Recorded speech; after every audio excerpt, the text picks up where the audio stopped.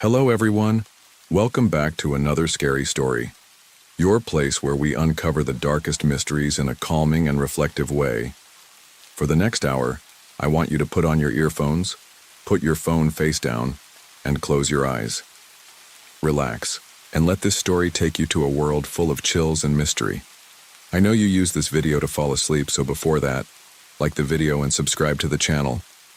Also, leave a comment sharing where in the world you're listening from. Now get comfortable and relax.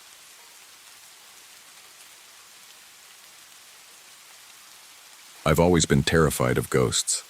My childhood was filled with nightmares about dark shadows, things lurking just beyond the edge of my vision, and the feeling that something was always watching me. It wasn't just the typical kid stuff. It was real, bone-chilling fear. I can't even remember when it started, but I do remember my parents getting worried when I refused to sleep without the lights on until I was nearly 10 years old.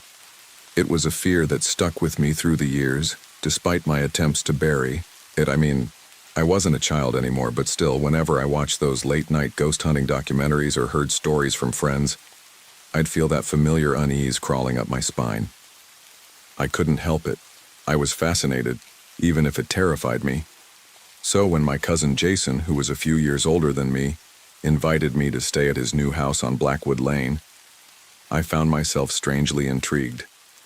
Jason was always the adventurous one, the type to go looking for trouble. He'd already been living on his own for a while, and this new place, an old house with character and a history, seemed like the perfect opportunity for me to face my fears. At least that's what I told myself. I packed my bags and drove to the house with my German Shepherd Shadow by my side. Shadow had always been a protective dog, always aware of things I couldn't see. It seemed like the perfect setup, Jason, Shadow, and me in an old house with more quirks than we could count. The house wasn't anything too extravagant at first glance. It had a charming, rustic feel, with old stone walls, crooked floors, and a heavy wooden front door that creaked whenever you opened it. But there was something about it that felt off. It was hard to pinpoint, but every time I looked at the place, I got the distinct impression that it wasn't just old. It was haunted. I didn't know why, but the feeling gnawed at me from the second I stepped inside. Jason, though, seemed completely unfazed. He proudly showed me around, pointing out the cozy living room, the spacious kitchen, and even the murky pool in the backyard that was too deep for comfort. But that pool, I couldn't stop staring at it. There was something unsettling about it. The water always looked darker than it should have been, even on bright sunny days. It almost seemed to have a life of its own. "Check out the backyard," Jason said, grinning like a proud homeowner. He led me outside, and I followed hesitantly, with Shadow trailing close behind. We stood by the edge of the pool, both staring into the still, dark water. It felt like a scene from a horror movie, and I wasn't sure why, but I had the distinct feeling that something was waiting in that water, just beneath the surface. I'm not crazy, right? That pool gives you the creeps too, doesn't it? I asked Jason, trying to mask the nervousness in my voice. Jason laughed it off. "It's just a pool, man.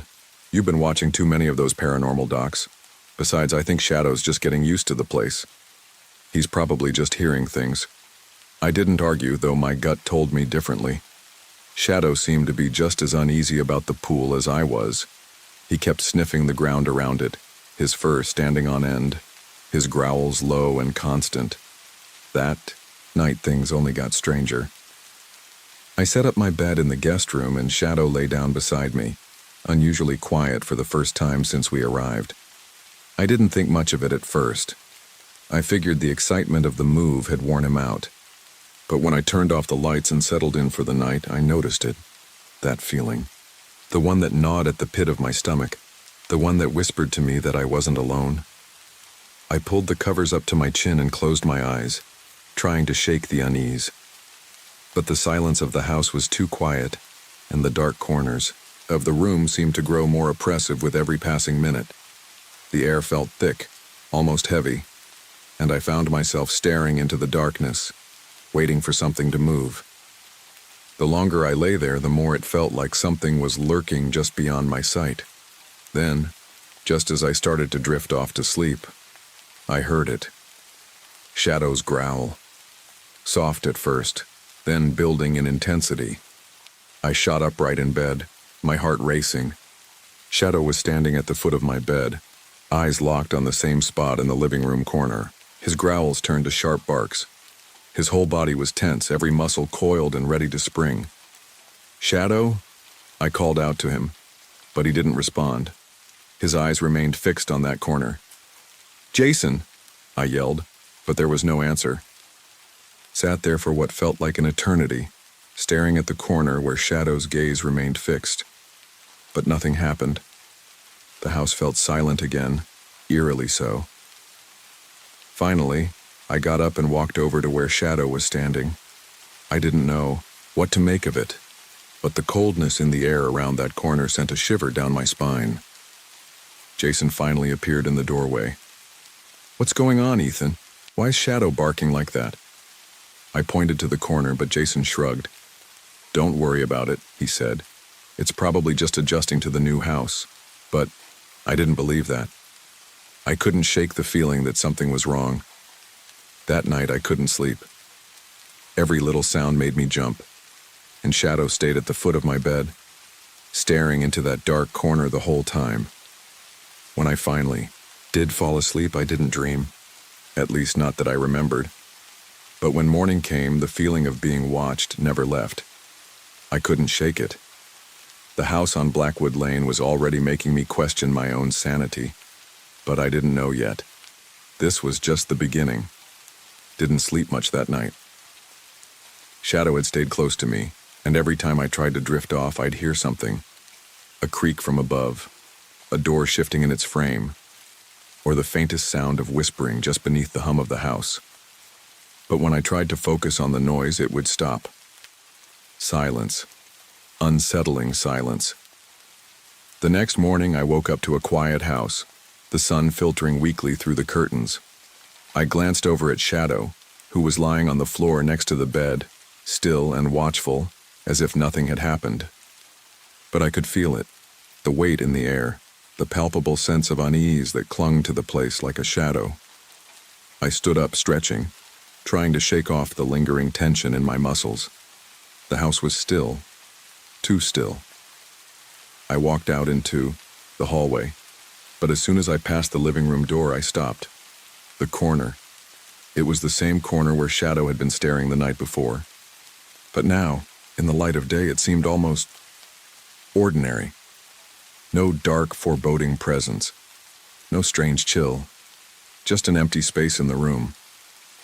"Get a grip, Ethan," I muttered to myself, trying to push the unease away. I headed into the kitchen, where Jason was making coffee, his usual grin on his face.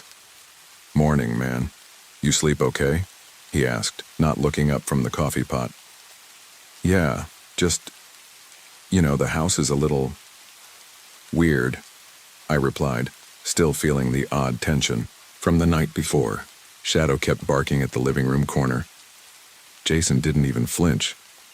"Oh yeah, that's normal. He's just getting used to the new place. You know how dogs are, always acting like something's wrong when nothing is." I didn't press the issue. I didn't know what I expected. Maybe some acknowledgement that there was something off about this house, but Jason just didn't seem bothered by it. That was Jason, though. He could walk into a haunted house and not even blink. I wasn't so brave, but I wasn't about to let my fears ruin this experience for me either. I was here to face them, right? I ate a quick breakfast, trying to ignore the weight in my chest. Shadow had calmed down, but I could tell he was still on edge, his ears twitching at every noise, his eyes darting to every corner. I took him outside to the backyard, hoping the fresh air would clear my head. The backyard was surprisingly large for a city house, with a tall metal fence that separated it from the rest of the neighborhood. The yard sloped downward, leading to the pool that looked even more unsettling in the daylight. The murky water, green and stagnant, had a sheen to it, almost as if it were hiding something just beneath the surface. I glanced at Shadow, who was sniffing around the yard, but every time he neared the pool, he stopped, his body stiff, tail low. "Come on, boy," I muttered, tugging at his leash. But he didn't move. It was as if something in that water was drawing him in, holding him there. I looked back at the house, then down at the pool again, feeling that same prickling sensation at the back of my neck. This isn't normal. I tried to shake off the feeling and led Shadow back inside. Jason was still working in the living room, rearranging some boxes from his recent move, and Derek, his new roommate, was sitting in the corner staring at his phone. Derek was a bit of an oddball, and I didn't know much about him other than that he had a reputation for being aggressive. He wasn't exactly friendly either. I'd met him only a few times before, and every interaction had been uncomfortable, to say the least. But Jason insisted he was harmless, just a little rough around the edges. The tension between Derek and the house was almost palpable. It was like he didn't belong, like something in him was feeding off the uneasy energy of the place. I hadn't seen much of Derek that morning, but when I walked into the living room, I found him glaring at the corner where Shadow had been fixated the night before. It didn't make sense. Derek was one of those people who didn't care about ghosts or the supernatural. But there he was, watching the same spot. "You all right, man?" I asked, my voice a little quieter than I meant it to be. Derek didn't respond right away. He just kept staring at the corner. His lips were slightly parted, and his eyes were bloodshot, like he hadn't slept in days. After a long moment, he turned to me, and his face looked different. There was something wild in his expression. "Just tired," he muttered, before turning back to his phone. I didn't push it. I was already getting weird vibes from Derek, but something about his behavior made me uneasy. As I went to sit down in the kitchen, I caught a glimpse of Shadow again, who was staring at the same corner. A chill ran through me. The rest of the day was quiet. Jason and Derek disappeared upstairs to unpack, leaving me with Shadow. I decided to take a walk around the neighborhood, hoping the fresh air would clear my mind. But every time I passed a street lamp, the shadow beneath it seemed to stretch, just a little too long. Every time I turned a corner, I felt the odd sense that someone was just behind me watching. It wasn't long before I was back in the house. The whispers had started again. It wasn't loud, but it was there. Soft murmurs that seemed to come from nowhere. Like someone standing in the hallway just outside the door, whispering secrets I couldn't understand. I tried to ignore it, but the longer I stayed in the house, the more the whispers seemed to grow. They'd stop as soon as I turned my head, leaving me questioning if I'd really heard anything at all.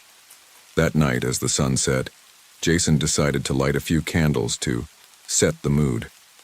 I didn't think much of it at first, until I noticed Derek wasn't around. "Where's Derek?" I asked, looking around. Jason shrugged. "Probably in his room, napping. He's been out of it all day." I went to bed early that night, exhausted and still rattled from the day's strange events. Shadow stayed close, as usual.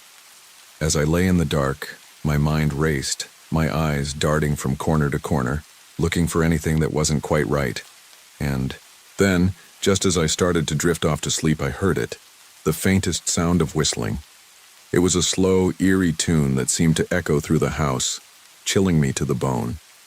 I lay there, frozen, staring into the dark, waiting for the sound to stop. But it didn't. It just kept getting louder, more distinct, until it felt like someone was standing right next to me, whistling in my ear. "Jason?" I whispered, but no answer came. The sound of the whistling was now accompanied by a faint scratching noise from upstairs. It was the unmistakable sound of nails scraping across wood, slow and methodical. I sat up, my heart pounding in my chest. "Jason?" I called louder this time, but the whistling continued. The house was alive with noises, whispers, whistling, scratching, and I was trapped inside it, unable to escape the overwhelming sense that something was coming for me. Something in the dark. I didn't sleep that night. The whistling had finally stopped, but it wasn't just the absence of sound that made my heart race. It was the way the house had gone eerily quiet. The whistling, the scratching, the whispers, they all stopped as suddenly as they'd started, leaving me in a silence so thick it felt like it was pressing in on me. I tried to convince myself it was nothing, that maybe it was just the house settling or the wind causing things to creak and groan. But deep down, I knew it wasn't. I lay there, wide-eyed, staring into the dark, trying to listen for anything that might explain the strange sounds. Shadow, who had been uncharacteristically quiet, suddenly growled low from the corner of the room, his body stiff. He stared at the door, hackles raised, as if something was standing on the other side. "Shadow," I whispered, but he didn't move. His growl deepened like a warning. I was afraid to move, afraid to breathe too loudly. But after what felt like an eternity of lying there, I couldn't stand it anymore. I got up slowly, hoping to calm myself by checking the house. I grabbed my phone for some light and walked cautiously toward the hallway. The floorboards creaked under my weight, and with every step, the air seemed to get colder.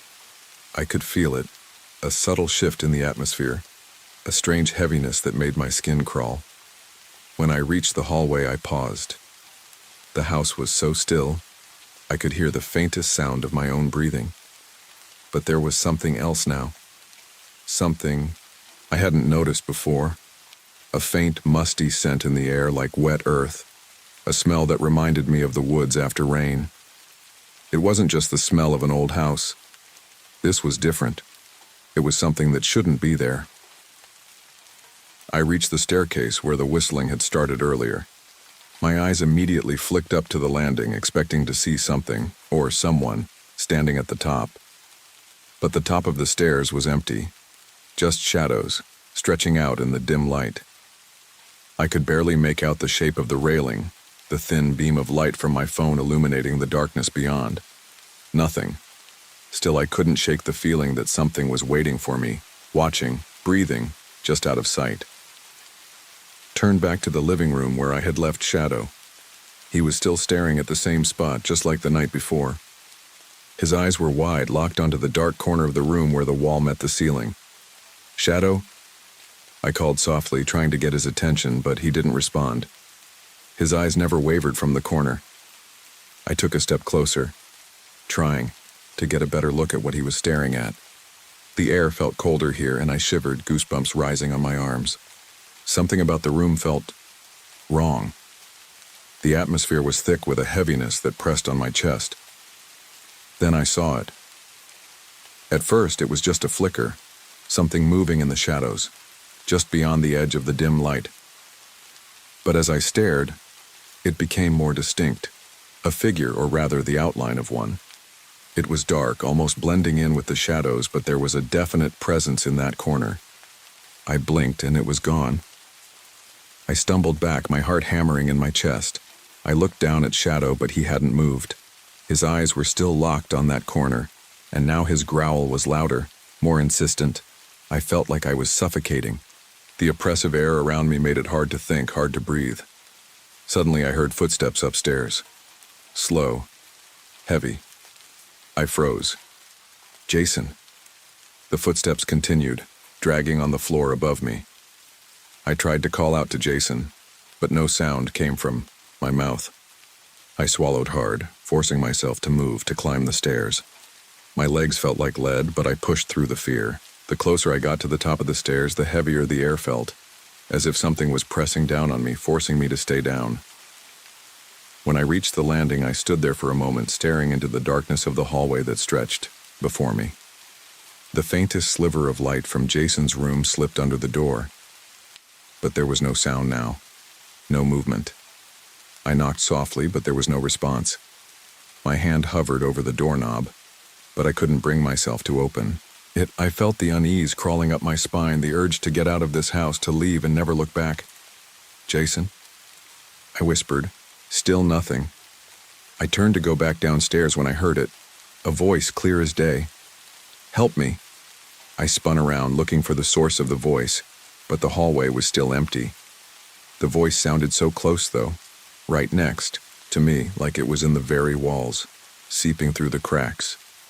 My heart raced again, and I almost turned and ran down the stairs, but something held me in place.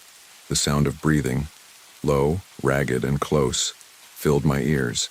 I backed away slowly, feeling the weight of someone or something standing just behind me.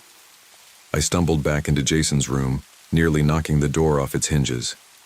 Jason was asleep in his bed, completely oblivious to the panic that had taken over me. His boyfriend, Mark, was asleep next to him. Both of them were completely unaware of the strange, oppressive atmosphere that hung in the house. I stood in the doorway staring at them, wondering how they couldn't feel it. The presence that had settled into the walls, the pressure that seemed to increase with every passing minute. As I turned to leave, I noticed something strange. In the far corner of the room near the window, a shadow shifted. It wasn't the shape of a person. It was wrong, twisted, like the outline of something that didn't belong. I couldn't look at it any longer. I bolted from the room, down the stairs, and straight into the living room. Shadow was now standing, his eyes wide and frantic. The hair on the back of my neck stood on end as I looked around the room. There it was again, the faint whistling. It wasn't the same tune as before, but it was unmistakable. Slow, deliberate. A haunting sound that seemed to echo from every corner of the house, all at once. I grabbed Shadow by the collar and ran, out the front door, not caring if I was overreacting. The cool night air hit me like a slap in the face, but I didn't feel safe until I was out of that house. I could still hear the whistling in the distance. It lingered in the back of my mind. As I walked further away, and even when I got into my car, I could still hear it faintly, like something was following me. That night I didn't sleep. I couldn't stop thinking about the house on Blackwood Lane and the presence that was inside it. Whatever it wasn't finished with me yet. The morning after I fled the house, I didn't know what to do. I felt drained, exhausted, like every ounce of energy had been sucked from me by the night's events. Shadow was unusually quiet in the car, curled up in the passenger seat, as if he knew something was wrong. I kept my eyes on the road, trying to push the images of the house out of my mind, but the more I tried to forget, the more they came rushing back. I stopped at a diner just outside town. It was one of those old-school, greasy spoon places with vinyl booths and neon signs. I ordered a cup of coffee, hoping it would settle my nerves, but I barely touched it. The tremors in my hands wouldn't stop. My phone buzzed. I didn't recognize the number at first. It was from Jason. "Ethan, I need you to come back," his text read. "Please, you have to come back. I think it's worse. The girl, she's here." I didn't respond right away. My fingers hovered over the screen, torn between wanting to help and knowing I should stay far, far away from that house. Jason had always been the type to brush things off, especially when it came to the paranormal. But something in his words made my stomach drop. I called him. "Ethan." Jason's voice was strained, shaking like he was on the verge of breaking. "I don't know what's happening, Derek. He's not himself anymore. He's talking to her, the little girl. I think it's her." I could feel the blood rush from my face. The little girl. That wasn't something Jason had mentioned before. I thought it was just an odd coincidence that he'd heard the whistling too, but now I realized we were dealing with something far worse. "What's happening to Derek?" I asked, my voice barely above a whisper, as if speaking too loudly might set off something terrible. He's been acting so strange," Jason continued, his voice almost breaking. "He keeps saying he's sorry, like he's apologizing to someone, and he's been staring at the wall, mumbling to himself for hours. It's like he's possessed or something. I don't know what to do, Ethan. I'm scared." I swallowed. Hard. My mind raced back to the strange events I had experienced, the way I had felt suffocated by something unseen, the way I had been unable to breathe, to think. I remembered the coldness in that corner of the living room, the oppressive silence and the shadowy figure in the hallway. "I'll be there," I said, my voice determined despite the fear clawing at my chest. "Stay inside. Don't do anything without me." I hung up the phone, my heart pounding. I had to go back. For Jason, for Derek, and for my own peace of mind. Something was very wrong at Blackwood Lane, and I couldn't ignore it anymore. When I arrived, the house didn't look any different. The same creaking wooden porch, the same overgrown ivy creeping up the side of the house. It was the kind of place you'd expect to see in a horror movie, with its faded white paint peeling in the harsh sunlight. But even though the house looked normal, something in the air felt thick, almost like the house was holding its breath, waiting for something. I parked in front, the gravel crunching under the tires, and sat there for a moment staring at the house. I could see Jason through the front window, pacing back and forth. He stopped when he saw me, his face a mixture of relief and fear. I stepped out of the car, Shadow at my side. The dog was alert, his ears perked and his tail stiff. He growled low under his breath, his gaze fixed on the front door. I felt the hairs on the back of my neck rise as I walked toward the porch. Shadow's reaction made me uneasy. He never acted like this unless something was off. When I knocked on the door, Jason opened it quickly as if he had been waiting for me. His face was pale, his eyes bloodshot, and his hands shook slightly as he gestured for me to come inside. "Thank God you're here," he said quietly, glancing over his shoulder nervously. "I don't know how much longer I can take it." I followed him into the house, the air immediately growing colder as I stepped inside. The tension was thick. Derek was sitting in the living room, hunched over, his back to us.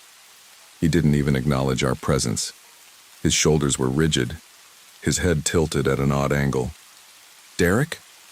Jason called softly, but there was no response. I moved closer to him, Shadow right at my side. Derek's eyes were wide, but his gaze wasn't focused on anything. It was as if he was looking through us, lost in some distant, terrifying place. "Derek, man, what's going on?" I asked, kneeling in front of him, trying to make eye contact. He blinked, his pupils dilating unnaturally, but he didn't speak. Instead, he raised one hand and pointed toward the corner of the room. The very same corner where I had felt that presence. The coldness in the air seemed to grow heavier as Derek's finger trembled. "There," he whispered hoarsely. "She's waiting." I looked toward the corner, my heart racing. The room seemed darker now, like the shadows in that corner had deepened. It was the same place I had seen the figure the night I'd left. But now, it felt more real, more tangible, like whatever was there had taken root, like it had been waiting for someone to acknowledge it. I stood slowly, backing away from Derek. Shadow growled again, a low, menacing sound that made my stomach tighten. "What the hell is going on, Jason?" I asked, my voice shaking with fear. "What did you do? Why is Derek acting like this?" Jason shook his head, his face full of confusion and dread. "I don't know, but it started the night you left. After you left, everything got worse. The whistling, the whispers, the coldness, it all came back but stronger. And Derek, he started talking to her. I don't think he even realizes it anymore." I turned toward Derek, who was now rocking back and forth, his hands clutching, his head as he muttered incoherently. The room felt like it was closing in on me. Suddenly, the temperature dropped. It wasn't a gradual chill, it was immediate, as if the warmth had been sucked out of the air all at once.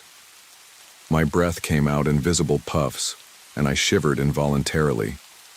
Then, I heard it, the whistling. It was faint at first, but it grew louder, closer. It was the same haunting melody I had heard before, except now it felt more like a warning. I looked around, but the source of the sound was nowhere to be found. I felt something move behind me, just outside of my field of vision. My heart skipped, a beat as I turned to face the direction of the sound. Shadow barked furiously, but I could see nothing. The temperature dropped further, and I felt my teeth start to chatter. Whatever was in this house, whatever had taken hold of Derek, wasn't finished with us, Jason, I whispered, my voice trembling. "We need to get out of here now." But as I turned toward the door, I heard it again. The whistling. It was right behind me. And this time, it was accompanied by a voice, small, sweet, and full of malice. "Help me," the voice whispered, as if it was calling from the very walls. And I realized, too late, that it wasn't just the house that was haunted. It was us. The cold in the house had grown unbearable, seeping into my bones, making every movement feel like I was trudging through ice. The whistling in the air now felt like it was in my head, a melody that twirled and spun, dragging my thoughts deeper into the darkness. The voice that had whispered, "Help me," was still echoing in the back of my mind, and I couldn't shake the feeling that something was watching us. Shadow was beside me, still growling low, his body tense. I could feel the vibrations of his growls in my chest, but his warning seemed to go unnoticed by Jason and Derek, both of whom were caught in a trance-like state. Derek's rocking had stopped, but his vacant stare never left the corner, where the shadows seemed to pulse, shifting as if they were alive. The longer I stayed in that room, the more I felt like I was suffocating, trapped in some kind of twisted nightmare. "Jason," I whispered, my voice hoarse. "We need to leave. Now." Jason turned to me slowly, his eyes clouded, as if the words I had spoken weren't really reaching him. He looked like a man on the edge of something, too deep in denial or fear to break free. "I can't," he said, his voice barely audible. "I can't leave him. I can't leave Derek. Jason, you're not going to help him by staying here. This place, it's not just a house anymore. It's pulling you in. It's dragging you down with it," I said, trying to make him see reason, but the words sounded hollow even as they left my mouth. I wasn't sure I believed them anymore. Maybe it was too late for all of us. Suddenly, Derek jerked forward, his head snapping up to look at me. His eyes, once glazed, were now wide open and strangely aware. He blinked rapidly as if waking from a fog, but his pupils were unnaturally dilated. "Get out," he rasped, his voice dry, as if it hadn't been used in days. "Get out before she gets you." I didn't wait to hear any more. I grabbed Jason by the arm, pulling him toward the door. His resistance was weak, as if some part of him still wanted to believe things could go back to normal. But the fear in his eyes, the deep, primal fear, told me he knew it was over. "We have to go," I insisted, panic rising in my chest. "Come on, Jason, please." He didn't fight me this time. He just nodded and let me drag him out of the room. As we moved down the hall, the whistling grew louder, closer. The sound seemed to vibrate through the walls, shaking the very foundation of the house. I could feel the presence closing in on us, surrounding us like a net. It wasn't just the house, it wasn't just the shadows. It was something else. Something angry. Something old. I could feel its fingers on the back of my neck, and I could hear its voice calling to me. "Help me." The voice, soft and sweet, filled my ears like a siren song. "Help me, or I'll make you stay." I forced myself to keep moving. Jason was slower now, dragging his feet as he stumbled behind me, his eyes darting around the hall as if expecting something to jump out at him from every shadow. "Jason, focus," I shouted, snapping him out of his daze. "We're almost there." We reached the front door, but it was no longer just a door. It had become an obstacle, an impenetrable barrier between us and the outside world. I pushed against it, but it wouldn't budge. I pulled harder, panic rising in my throat, but the door remained sealed as if the house itself had become sentient and was now blocking our escape. Behind us, I could hear Derek's voice, faint and distant, but growing louder with each passing second. "Leave her alone, leave me alone," Derek was shouting now, his voice filled with desperation. I didn't turn to look back, I couldn't, but I could hear his cries getting more frantic. He was trying to fight it, trying to break free from whatever was inside him. "Help me," he screamed one last time, but it wasn't Derek's voice anymore. It was something else, something otherworldly. The door still wouldn't open. "Ethan!" Jason cried out. "The windows! Try the windows!" I looked to the side of the room, and in that moment I saw it. The glimmer of the thing that might set us free. A single window cracked open just enough to let in a sliver of light. My heart leaped in my chest, and I didn't hesitate. I bolted for the window, tearing away the curtains as I scrambled to push the frame open. My hands were slick with sweat, but I didn't stop. Finally, the window gave way. I squeezed through the opening, the sharp edges of the frame scraping my arms as I pushed myself through. I made it outside, gasping for air, but I didn't stop. I turned and saw Jason behind me, struggling to climb through the window. I reached out, pulling him the rest of the way out of the house. For a moment, everything was still. The oppressive weight that had been choking us inside the house was gone.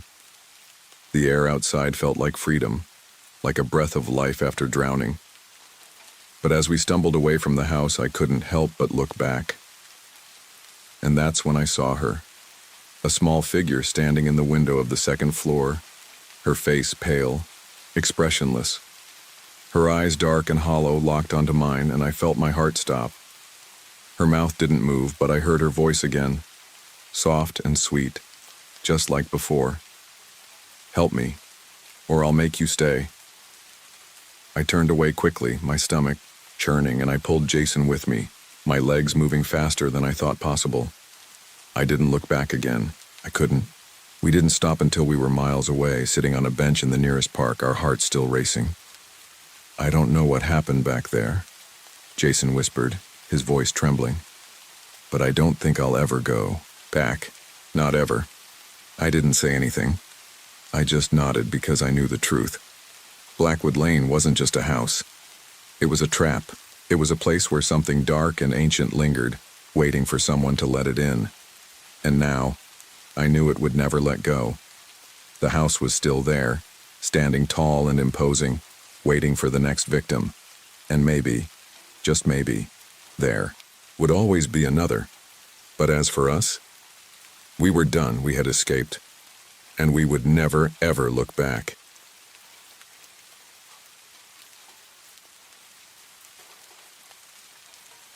Growing up, Hollow Creek, West Virginia seemed like the kind of place where you could almost hear the world exhale. The little farmhouse my family lived in sat on a patch of land so secluded that the only sounds you could hear at night were the rustling of leaves in the trees and the occasional hoot of an owl. There were no streetlights, no constant hum of traffic, just silence. A peaceful, sleepy town that made it easy to forget that the world could be anything but quiet. Up until my 12th birthday, I didn't believe in ghosts. I figured the stories people told at campfires were just that, stories.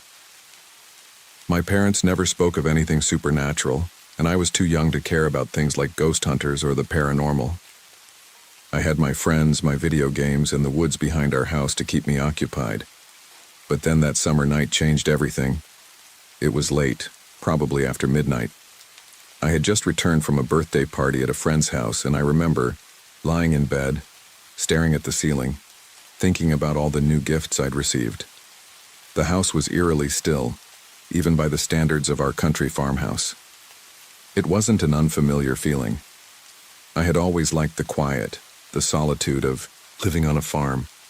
I don't remember falling asleep, but I do remember waking up, my body stiff and my skin cold. The room felt wrong. I couldn't quite put my finger on it at first. My body was still heavy with sleep, but there was something in the air that made the hair on the back of my neck stand up. I don't know why I opened my eyes. Maybe it was instinct or some primal sense that something was lurking, but as soon as I did, I saw it. A shadow, a large black hand, fingers unnaturally long and thin, hovering just inches above my face.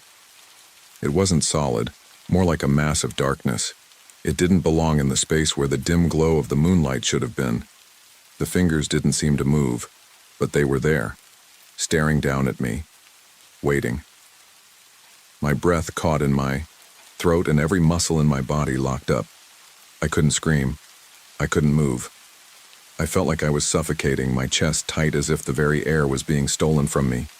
Then, as I slowly turned my head to the side, I saw the shape. It wasn't just a hand. The rest of it was there too, a tall, ink-black silhouette standing just inside my bedroom door. It was the height of a man, but it was wrong. Too tall, too thin, like it had been stretched.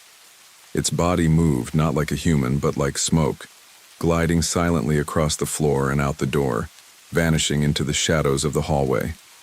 I stayed, frozen in my bed for what felt like hours, my heart pounding in my ears. The room was now cold, freezing, as if the warmth had been sucked out of it. I couldn't make sense of what I had just seen. Was it a nightmare? A trick of my imagination? My mind raced for any logical explanation, but there was none. When I finally mustered the courage to get out of bed, I ran to my parents' room. I wanted to tell them what I had seen, but when I opened their door, I found them both sound asleep, undisturbed. I considered waking them, but something held me back.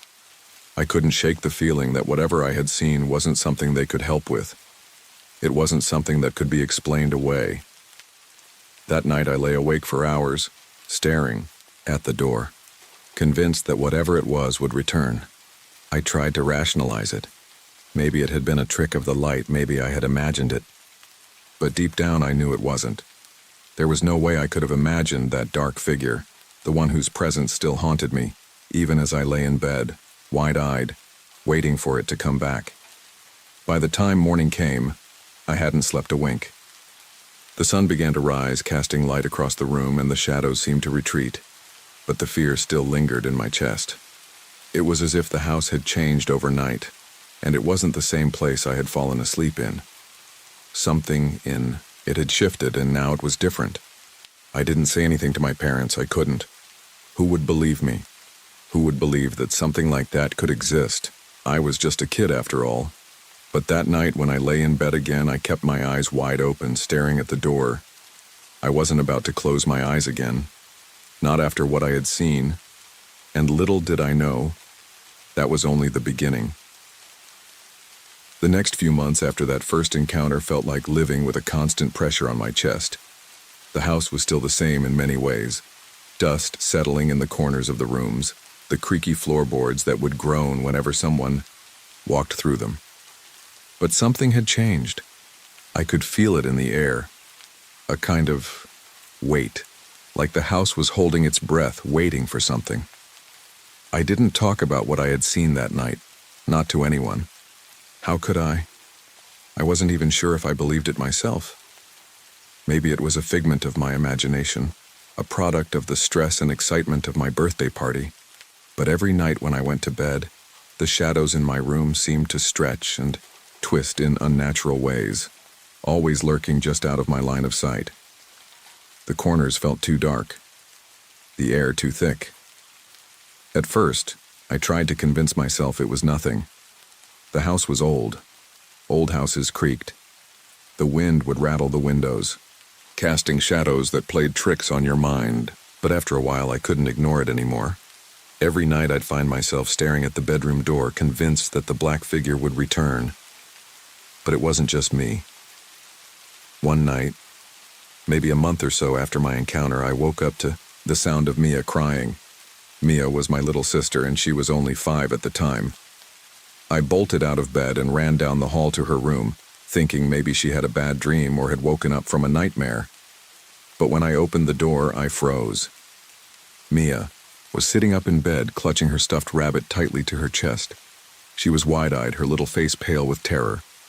And she was shaking, not from the cold, but from something else, something she couldn't explain. "What's wrong, Mia?" I asked, my voice softer than usual, trying to comfort her, though I had no idea how. "The tall man," she whispered, her voice barely audible. "In the corner. He's standing in the corner." I looked toward the corner of her room. It was dark, but I could see the shadow of her dresser, the familiar outline of the toys strewn across the floor. But there was nothing there. No figure, no tall man, just the same shadowy shapes that had always been in her room. "You mean the shadow on the wall?" I asked, trying to reassure her.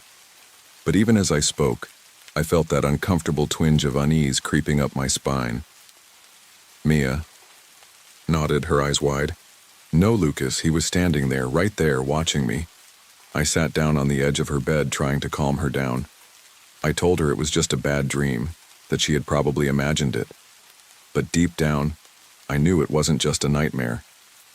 She was terrified, and I had no explanation for it. The next few weeks were the same. Mia would wake up in the middle of the night, screaming about the tall man in the corner of her room. She wouldn't go near the corner, insisting that he was always there, lurking just beyond the edge of her sight. At first, my parents dismissed it as childish fear, as they had with me when I was younger, but it was hard to ignore the constant pattern. Mia wasn't just having 1 or 2 nightmares, she was scared of something real, something that seemed to be haunting the house. And then there was Jake, my older brother.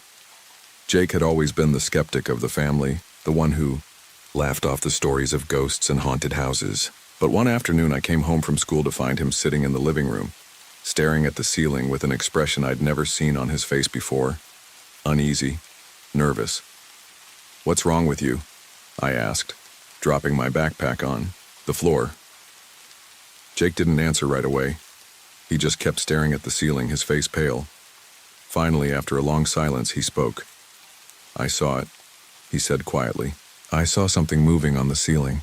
It was crawling like a person, but not like a shadow or something." My heart skipped a beat. Jake wasn't one to get spooked easily, and I could tell by the way his voice trembled that he wasn't lying. "Where?" I asked, a lump forming in my throat. "Over the dining room." I was sitting on the couch and I looked up. I swear I saw it, just crawling across the ceiling like a person on all fours, but it didn't look human. It was wrong, he said, his voice trailing off as if he couldn't find the right words to describe it. I didn't know what to say. Jake wasn't the type to believe in ghosts, let alone admit to seeing one. I hadn't told him about what happened to me, and I didn't know how to bring it up. But hearing him speak like that, so shaken and confused, made me realize something. It wasn't just me. That night, as I lay in bed, I heard the familiar sound of creaking floorboards, the same ones that had been there my whole life. But tonight, it felt different. It wasn't the wind or the house settling. There was something else in the house, something I couldn't see but could feel with every fiber of my being. I didn't fall asleep that night. I kept my eyes wide open, listening for any sound, any sign that the shadow would return. And when I finally did drift off, I woke with a jolt, my heart pounding, my breath shallow. I didn't see the figure that time, but I knew it was still out there. By the time I was 16, I had convinced myself that I was no longer afraid. I had pushed the dark figure, the creeping sensation of being watched, deep into the recesses of my mind. I would lie to myself, telling myself that the things I saw were just tricks of light or the overactive imagination of a kid who had spent too much time in a quiet old house. It wasn't easy, but I tried my best to go on living like everything was normal. But that's the thing about fear, it doesn't just disappear. It waits. And eventually it catches up with you. It had been nearly a year since the last encounter with the tall man in Mia's room. We had all learned to live with the unease, pretending like nothing was wrong. Mia stopped waking up in the middle of the night, calling out about the figure in her room. Jake had stopped talking about the crawling thing he saw on the ceiling. My parents were mostly oblivious, chalking up the strange events to the house being old, settling, creaking, as houses do. But that all changed one night. It was a Friday, the kind of quiet night where everything seemed to stand still. I had just finished my homework and was lounging in the living room watching TV. Mia and Jake were upstairs doing their own things, and my parents were out in town visiting friends. For once, the house felt peaceful again, a brief moment of calm before everything would spiral out of control once more. I had just gotten up to get a drink when I heard it, a faint tapping like someone knocking at the door. But it wasn't coming from the front door. It came from the hallway near the stairs. At first, I thought it was just the house settling, another creak or groan that came with an old building. But then, I heard it again, clearer this time. A slow, deliberate tap, tap, tap. I froze. I knew that sound. It was the sound I had heard countless times before. The sound of footsteps, but these weren't footsteps of a person. They were different, like someone, or something, was walking with long, deliberate strides, dragging itself as it moved. I didn't want to look, but I couldn't help myself. I slowly turned toward the hallway. The shadows there seemed thicker than usual, like they were stretching out toward me, pulling at the edges of the light. The space beyond the kitchen felt colder, almost freezing, and my breath hitched. The air around me felt heavy, suffocating, and that's when I saw it. A dark figure, standing just beyond the hallway near the stairs. At first I thought it was a trick of the light, maybe the way the shadows fell. But then it moved. Slowly, like it was gliding across the floor. It wasn't a person, not in any way I could describe. It was more like a shape, a distortion in the air, shifting and warping like a dark cloud made of smoke. It wasn't just standing there anymore, it was coming closer. My heart began to race. Every instinct in my body screamed at me to run, to flee, but I couldn't move. I felt rooted to the spot, paralyzed with fear. I couldn't breathe, couldn't think. And then I saw it more clearly. The long, slender fingers reaching toward me like spider legs, impossibly long and thin, stretching and flexing in the dim light. It was the same figure I had seen all those years ago when I was 12, but this time it was different. It wasn't just a shadow, it was here, it was real. I opened my mouth to scream, but no sound came out. I wanted to run, but my legs wouldn't obey me. I was trapped. For a moment, the figure seemed to stop, hovering, just a few feet away from me. Its face was dark, a void, nothing but blackness. But I could feel its presence, the weight of its stare, even though it had no eyes. The air seemed to tighten around me, squeezing the life out of me, and for a split second I could have sworn I heard a voice, a whisper, so faint, so soft that I almost missed it. Leave. Now. The words were impossible to ignore. They weren't spoken aloud, but they were there, deep in my mind, like a command I couldn't defy. Just as quickly as it had appeared, the figure turned and glided back toward the hallway, its long fingers trailing against the walls as it disappeared into the darkness. I don't know how long I stood there, frozen in place, too terrified to move. The world around me felt as though it was spinning, like the house itself was shifting beneath my feet. When I finally managed to regain control of my body, I ran like I had never run before. I bolted out of the living room and upstairs, slamming the door to my bedroom behind me.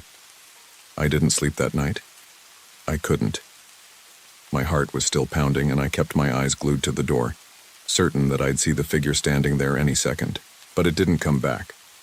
At least not that night. The next morning, I didn't tell anyone. What was the point? My parents would dismiss it as another figment of my imagination. Jake and Mia were probably asleep, unaffected. No one would understand. But I knew. I knew it wasn't over. Whatever this thing was, it was still here, lurking in the corners of the house, waiting, watching, and I couldn't escape it. Later that week, I started noticing something new. I would catch glimpses of shadows moving just out of my peripheral vision. Sometimes I'd wake up in the middle of the night, sure that something was standing at the foot of my bed, but when I'd look, there was nothing there. But I could still feel it, the pressure, the weight in the air. Mia started having nightmares again, waking up screaming about the tall man in the corner of her room. Jake wouldn't talk about it anymore, but I could see the way he looked at the shadows when we were together. He had seen something too, but like me, he was too afraid to admit it. It wasn't just my imagination. Something was wrong with that house, and I was starting to understand that no matter how far I ran, the shadow would follow me. I had never believed in ghosts before. I'd always chalked up the strange things I saw as just a part of growing up in an old house. Old houses creak, they settle, they play tricks with the light. But the closer I got to the truth, the harder it became to ignore what had been happening. Whatever was in that house, it wasn't just a figment of my imagination. It was real. That night, after the latest encounter with the shadowy figure, I couldn't shake the feeling that something was about to happen. The oppressive weight of fear that always lingered in the corners of my mind had returned, only this time it felt like it was building up to something. I wasn't just afraid anymore, I was terrified. I tried to keep it together. I went to school, hung out with friends, did what I could to pretend everything was normal. But every time I went back to the house, every time I stepped through that front door, it was there waiting for me. The darkness in the corners of the rooms, the chill in the air, the sense that I wasn't alone, even when I was. But it wasn't just me anymore. Mia was acting different. She was quieter, more withdrawn. At dinner, she would stare at her plate, lost in thought, as if she had seen something no one else could. Jake was worse. He had become completely reclusive, locking himself in his room and avoiding the rest of us. Even when we tried to have family meals, he wouldn't join us. One night I stayed up late trying to finish an essay I had been putting off. The house was quiet, but the silence was heavy, like it was about to break. I had just finished writing. My conclusion when I heard it, the unmistakable sound of footsteps, soft but deliberate, moving up the stairs. I held my breath. It wasn't my parents. They were still out, and Mia and Jake were both in their rooms. I stared at the door, waiting. The footsteps stopped just outside my bedroom, and for a brief moment everything was still. And then I heard it. A whisper, too faint to make out at first, but then it grew louder. "You can't escape, not this time." The voice was cold, it wasn't human, I couldn't breathe. My heart slammed against my chest, and I found myself rooted to the bed, frozen with fear. Suddenly, the door to my room creaked open, just a crack. I could see the faint outline of something in the doorway. Tall, impossibly tall, the same figure that had haunted me for years. The shape loomed there, filling the doorway, its form a black silhouette against the dim light from the hallway. It was so close that I could feel it, like a weight pressing on my chest. I knew I had to do something. I couldn't just lie there and wait for it to take me, like I had so many times before. With every ounce of strength I had, I pushed myself out of bed. My legs felt like jelly, but I somehow managed to stumble out of the room. The house felt different now, like it was alive, watching me. As I moved down the hall, I heard the whispering again, this time coming from everywhere. "You can't leave. You're mine." I didn't care. I couldn't care. My mind was numb, consumed with the need to get out of that house, to break free from whatever had taken hold of us. I rushed down the stairs and into the living room. The windows were all dark, nothing outside but the tree line swaying in the wind. But in the corner of the room, just out of my line of sight, I saw it again. The tall figure, its elongated arms stretching out, its head twisting impossibly to one side. It was watching me. I backed up slowly, my heart racing, panic flooding my veins. I tried to scream, but no sound came out. The air in the room had thickened, like the atmosphere itself was choking me. Then, without warning, the shadow lunged at me. I had no choice. I ran. I ran as fast as I could, out the door and into the yard. My feet pounded the grass, but I didn't stop to look back. The house seemed to grow taller behind me, its dark shape looming like a monster, its windows glowing like eyes watching me. I ran all the way to the woods. I didn't stop until I could barely breathe, until my legs felt like they would give out from under me. I collapsed against a tree, gasping for air, my heart still pounding in my chest. The house was behind me, but I couldn't shake the feeling that whatever was in there had followed me. It was out there somewhere waiting for me to come back. I didn't sleep that night. I couldn't. Every time I closed my eyes, I saw the tall figure, its black eyes staring back at me. The next morning, I told my parents what had happened. At first, they didn't believe me. They thought I was just stressed out, that I was imagining things. But when I told them about Mia and Jake's behavior, they started to listen. My mom was especially concerned, her face pale and drawn. I could tell she was scared, too. That night, we made a plan. We were going to leave. We had to. We couldn't stay in that house any longer. But when we tried to pack, things started happening again. More whispers, objects moving on their own, the oppressive presence creeping into every room. My mom tried to pray, but it didn't help. We couldn't escape. It wasn't just the house. It was something darker. Something that had been there long before we ever arrived. Something that was feeding off our fear, waiting for us to break. And the worst part? I realized then that it wasn't just the house that had been haunted. It was all of us. No matter where we went, no matter how far we ran, it would follow. The shadow in Hollow Creek was never going to let us go. I thought that leaving Hollow Creek would be enough to escape the darkness, but I was wrong. I should have known. How could something that had followed me for so long just let me go? After the night I ran into the woods, I thought maybe I had been dreaming. Maybe I had imagined the whole thing. But when I tried to go back to the house, When I tried to explain to my parents why I needed to leave and we had to get out, everything felt real, more real than I ever thought it could be. My mother cried when I told her I wasn't going back. We spent the next few days packing up everything we could from the house, furniture, clothes, all the things that still made it feel like a home. It was strange how easily we slipped back into the routines, even with the tension still hanging over us. Mia didn't speak much, and Jake, well, he just stared at the walls. There was nothing in that house anymore that felt like home. Only the dark figure waiting for us in the corners. When we finally left, I thought the worst was over. My parents found a small house on the outskirts of town, away from the memories of that farmhouse. I thought it would be different, that the light of a new place would chase the shadows away. But as soon as we arrived, that same feeling of dread settled in my chest again. It wasn't the house. It was the air. The air was heavy, filled with an unnatural stillness, like something was lingering, waiting. At night, I still heard the whispers.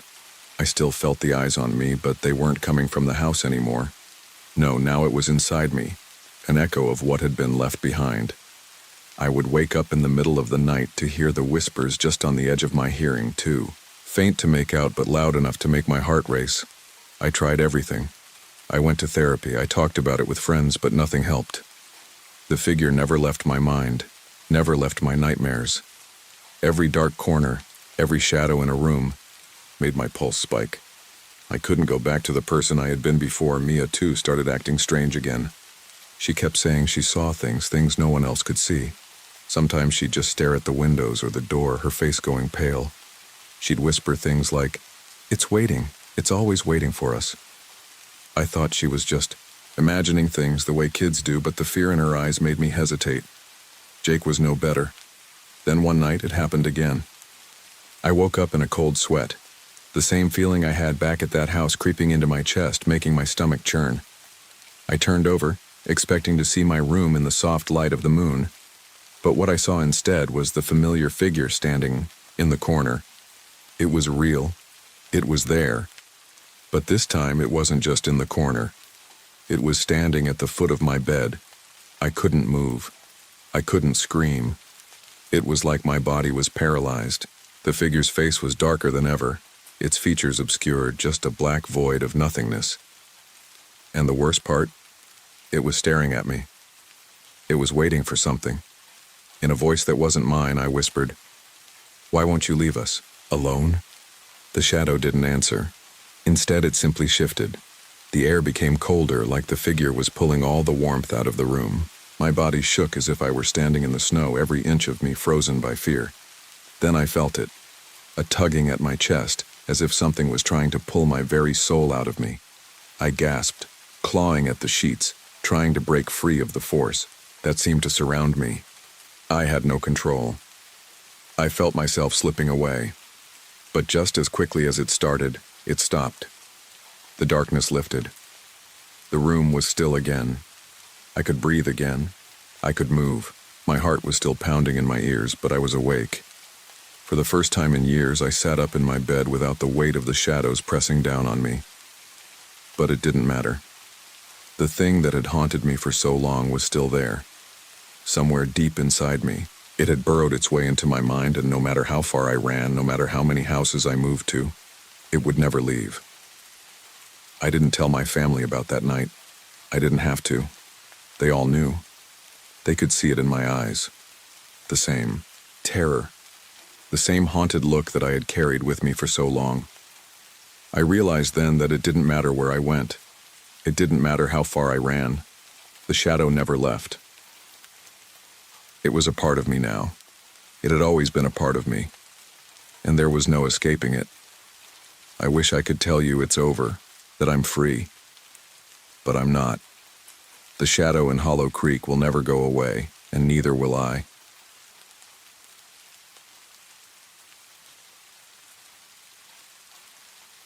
It was the summer of 1979 when I first set foot on Luke's property. I remember it clearly because it was the first time I'd left the familiar chaos of city life and ventured into the rugged, untamed wilds of Australia's northern landscape. Luke had invited me out to visit the land his family had owned for generations, a piece of land that had seen better days. It was said to be cursed, a place where old secrets festered beneath the earth, waiting to be uncovered by those bold enough to step foot on it. At the time, I didn't believe in curses or ghosts or any of that nonsense. I thought it was just old folklore, the kind of story parents tell their kids to keep them from wandering too far. But that all changed when I stepped onto that land. Luke's family had owned a banana farm out there, but by the time I arrived, the farm was long abandoned. The fields had been poisoned by years of pesticide and chemical use. The banana trees were dead, their trunks rotting in the soil. Most of the land had reverted back to nature, wild scrub and thorns creeping over the ruins of what was once a thriving farm. Luke had inherited it all, but he didn't have much use for it. His father, Bill, was a quiet, rough man, a farmer who'd lived his life working the land. But now, with the farm no longer profitable, the land just sat there, forgotten and increasingly forsaken. When I arrived at the property, Luke met me at the gate. He was standing there in his usual weathered jeans and a faded t-shirt, his dark hair falling messily into his eyes. He looked the same as he always did, but there was a shift in his demeanor. The property, despite the hot Australian sun, seemed to drain the warmth from him. He looked almost like he'd aged overnight. "This is it," he said, gesturing with a half smile that didn't quite reach his eyes. "Welcome to my family's legacy." The land stretched out in front of us, endless and eerie. The dense bushland seemed to absorb the sunlight, casting long shadows even in the midday heat. There were trees, of course, tall and gnarly, like something out of a forgotten dream. But it was the sense of stillness that struck me most. No birds, no animals, just the sound of the wind through the overgrown grass and the occasional creak of old wood. The silence was oppressive, like something was lurking just out of sight. We didn't talk much as we walked down a dirt path leading to an old packing shed. It was the last structure still standing on the property, a large weathered building that had once housed the workers who sorted and packaged bananas. Now the shed was nothing more than a crumbling relic of the past, with rusted metal and broken windows. "Let's set up camp here," Luke said as we approached the shed. "It'll be comfortable enough for the night." I had no idea why we couldn't camp in a more scenic spot or a safer area, but I followed his lead. We went inside, the musty, air thick with dust. The wooden floor creaked under our weight as we set up our sleeping bags and began unpacking our gear. Luke had brought some firewood, and I started a fire in the old iron stove in the corner, its surface chipped and blackened from years of neglect. We settled in, the glow of the fire casting strange shadows on the walls. As night began to fall, the temperature dropped sharply.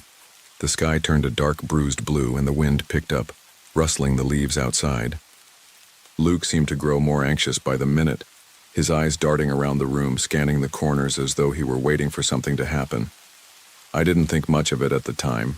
It was just the isolation getting to him, I told myself. But as the night went on, I began to feel it too. The sounds started faintly at first, small, almost imperceptible noises coming from outside.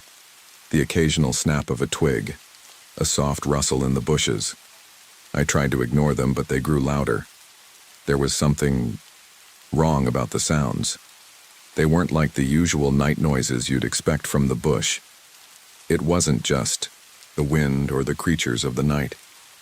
It was almost as though someone or something was walking just outside the shed, circling us, watching us. Luke must have heard it too. I could see the tension in his shoulders as he stood up and walked to the small window in the shed. He peered outside, his face pale in the dim firelight. "There's nothing out there," I said, trying to reassure him, though I wasn't entirely sure myself. Luke didn't respond. Instead, he stepped back from the window and muttered under his breath. "You don't know what's here, do you?" he said softly, his voice distant. "You don't know what happened here."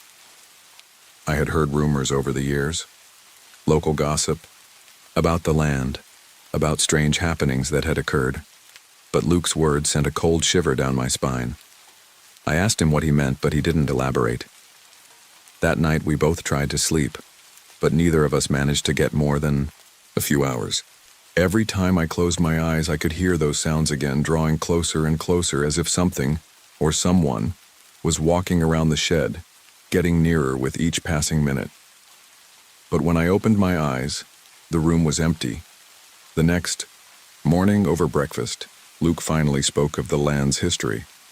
His voice was low and somber as he explained that this land had once been the site of a horrific massacre, one that took place in 1921, when a group of indigenous people had been slaughtered by a group of settlers who had come to the land looking for land to farm.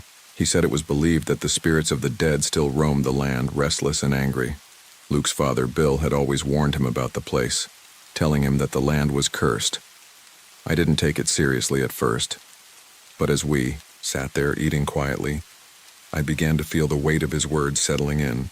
There was something about this land, something dark and ancient that I couldn't shake. By the time we finished our meal and started packing up to explore the property, I couldn't ignore the sense of unease any longer. It was as if the land itself was aware of us and it didn't want us there. Little did I know that was only the beginning. The morning came with a light fog hovering over the land, clinging to the trees and shrubs as though it didn't want to let go. Luke and I had barely spoken since breakfast, the weight of his father's words hanging in the air between us like a thick cloud.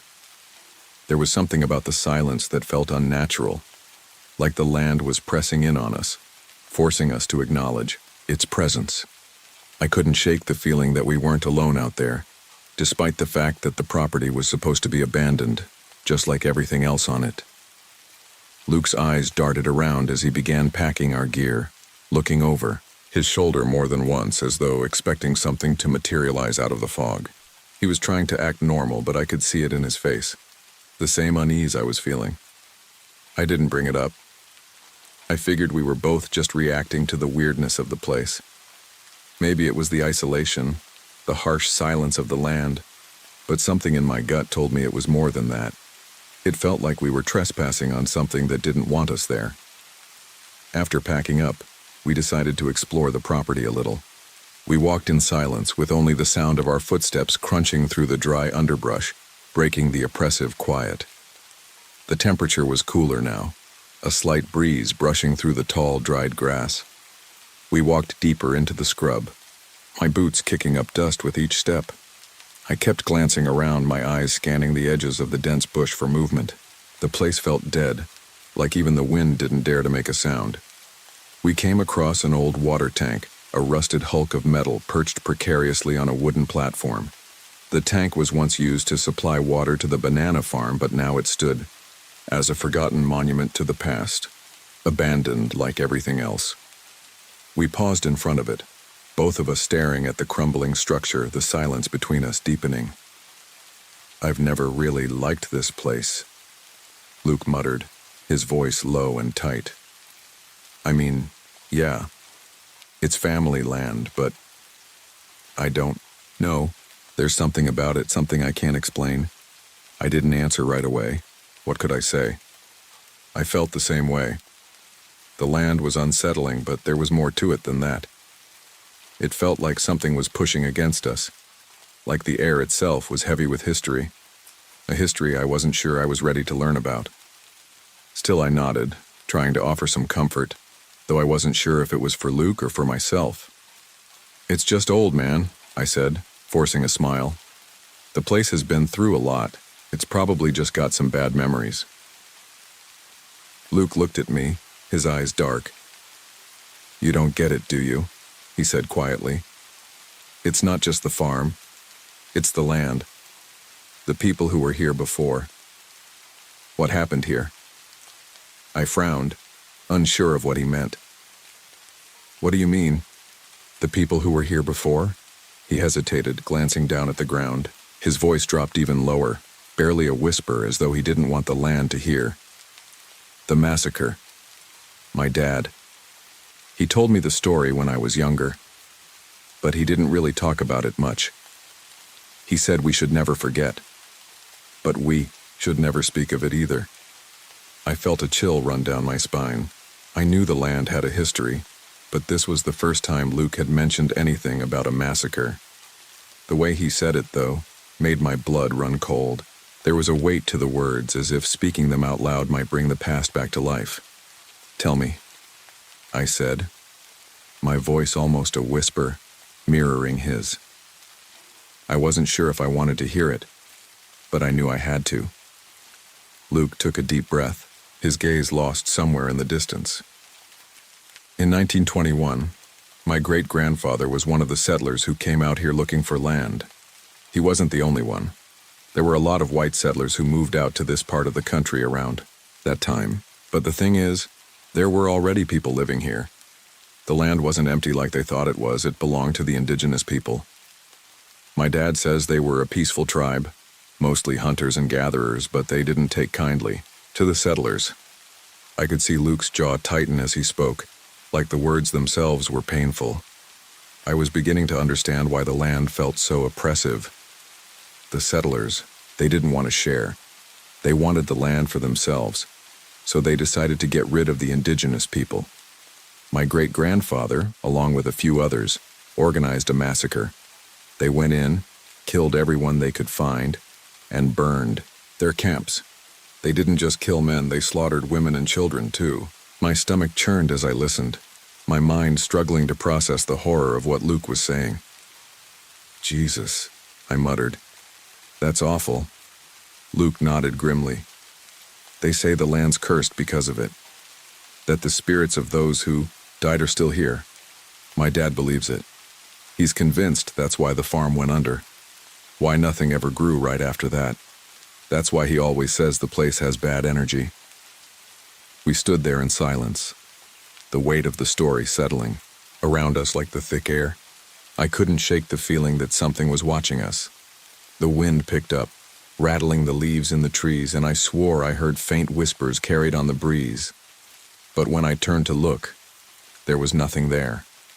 I tried to brush it off, but the story had already taken root in my mind. There was something wrong about this place, something ancient that I didn't understand. And the more I thought about it, the more I realized that Luke wasn't the only one who was afraid of the land. His father had lived his whole life here, and now he was warning us to stay away. Luke and I decided to head back to the shed after a while, but the walk back felt longer, as if the distance had grown between us and the shed. I couldn't help but feel like the land was shifting beneath my feet, like it was slowly wrapping its fingers around us, pulling us deeper into its history. When we returned to the shed, I noticed something strange.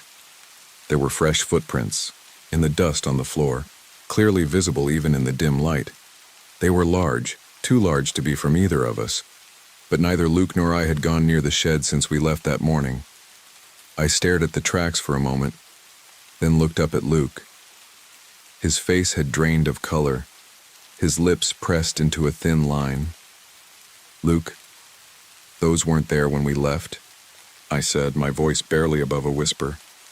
He didn't answer right away. Instead, he turned slowly, glancing over his shoulder at the open doorway. I could feel the hairs on the back of my neck stand up. "It's the spirits," Luke said quietly. "They're here. They never left." The night was oppressive, heavier than it should have been. We'd only just returned to the shed after our walk through the land, but already the air felt thick, like a storm was coming. Even though it wasn't supposed to rain, there hadn't been a cloud in the sky all day. The wind had started to howl, bending the trees and rattling the few broken windows in the shed. We both knew there was something wrong, but neither of us wanted to voice it aloud. We'd made our way back from the far side of the property, the strange prints in the dust still fresh in my mind. I hadn't said anything about them when we returned to the shed, hoping Luke would just brush it off.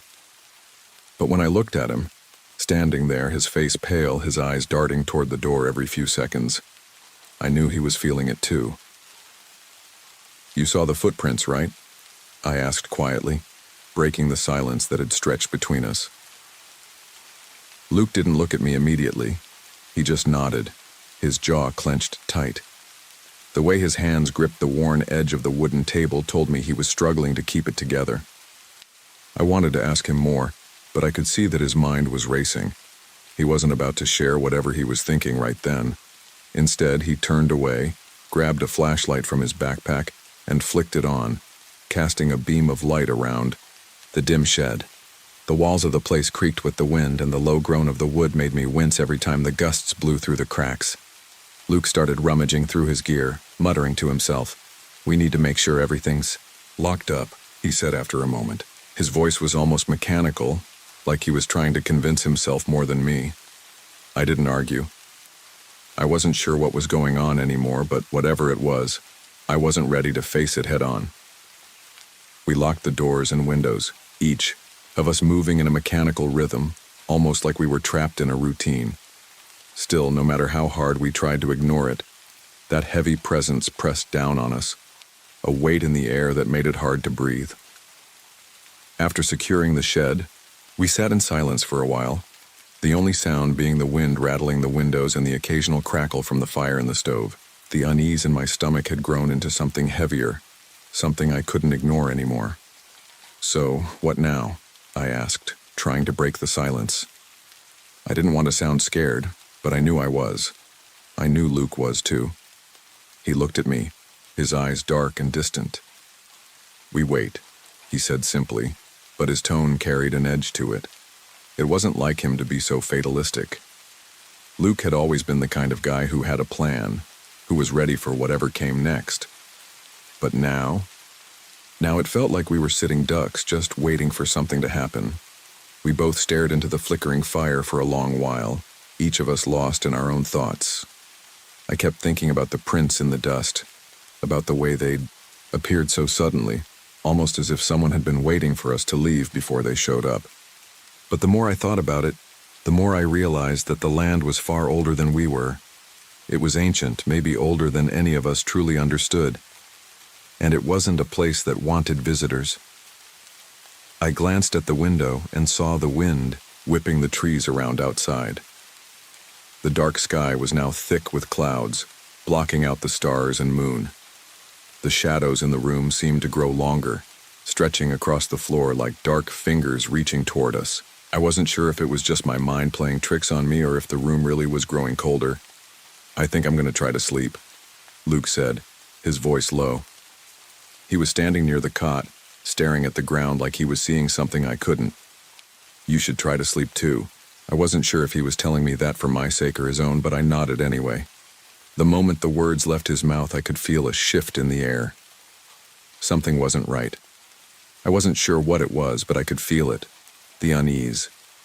The oppressive weight of the land outside pressing in on us like it wanted to consume us.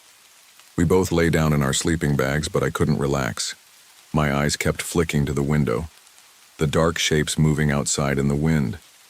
It was like something was circling the shed just out of view. I couldn't see it, but I could feel it, that presence, just beyond the threshold. The first hour passed, intense silence.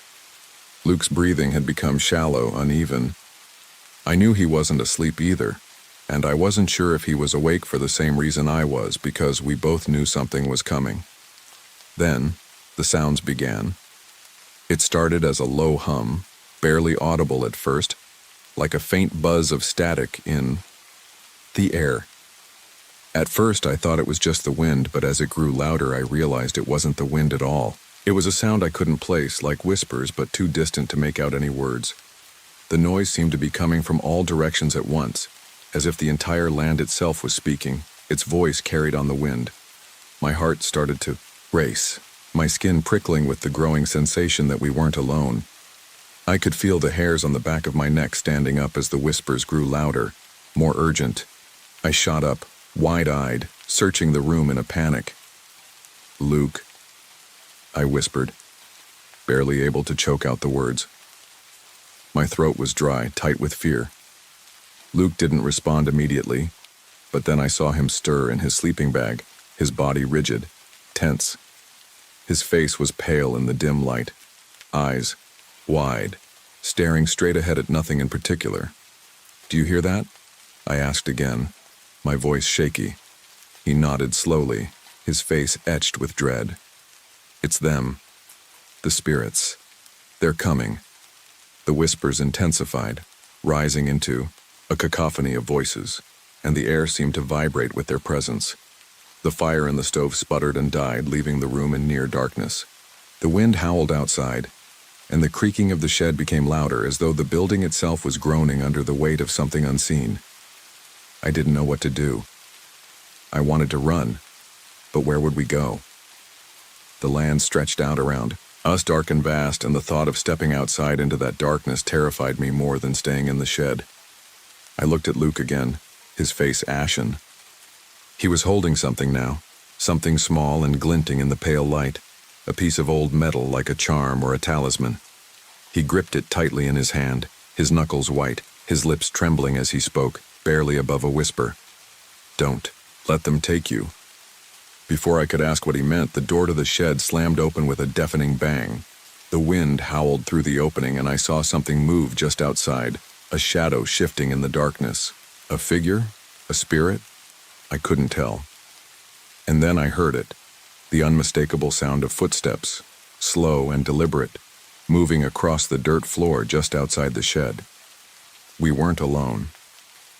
The door swung open with such force that I thought the hinges might snap right off. The wind roared in, pushing everything in the shed, making the empty cans and loose items rattle and clatter around. For a moment, I just froze, the cold air slamming against my skin, making every hair on my body stand up. The darkness outside felt alive, like something was lurking just out of sight, something that knew we were here.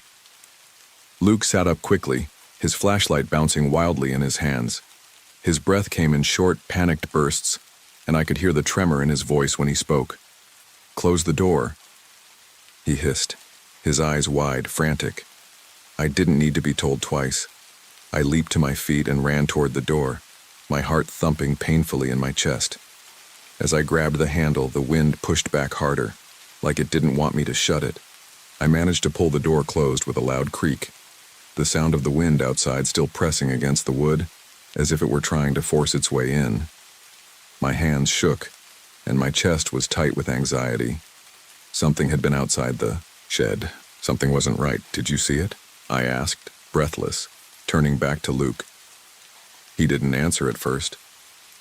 He just sat there, staring at the door, eyes wide with fear. His face was pale in the dim light of the flashlight, and I could see the sweat on his forehead, despite the chill in the room. Finally, he whispered, almost too softly for me to hear. "I saw something out there. It was tall, shadowy, not human. It moved, like it was watching us." I swallowed hard, my mouth dry. My eyes darted toward the window, where I thought I saw something move outside the cracked glass. Was it just my mind playing tricks, or was something really out there? "You think it was one of those spirits your dad warned you about?" I asked, trying to sound casual even though my heart was hammering in my chest.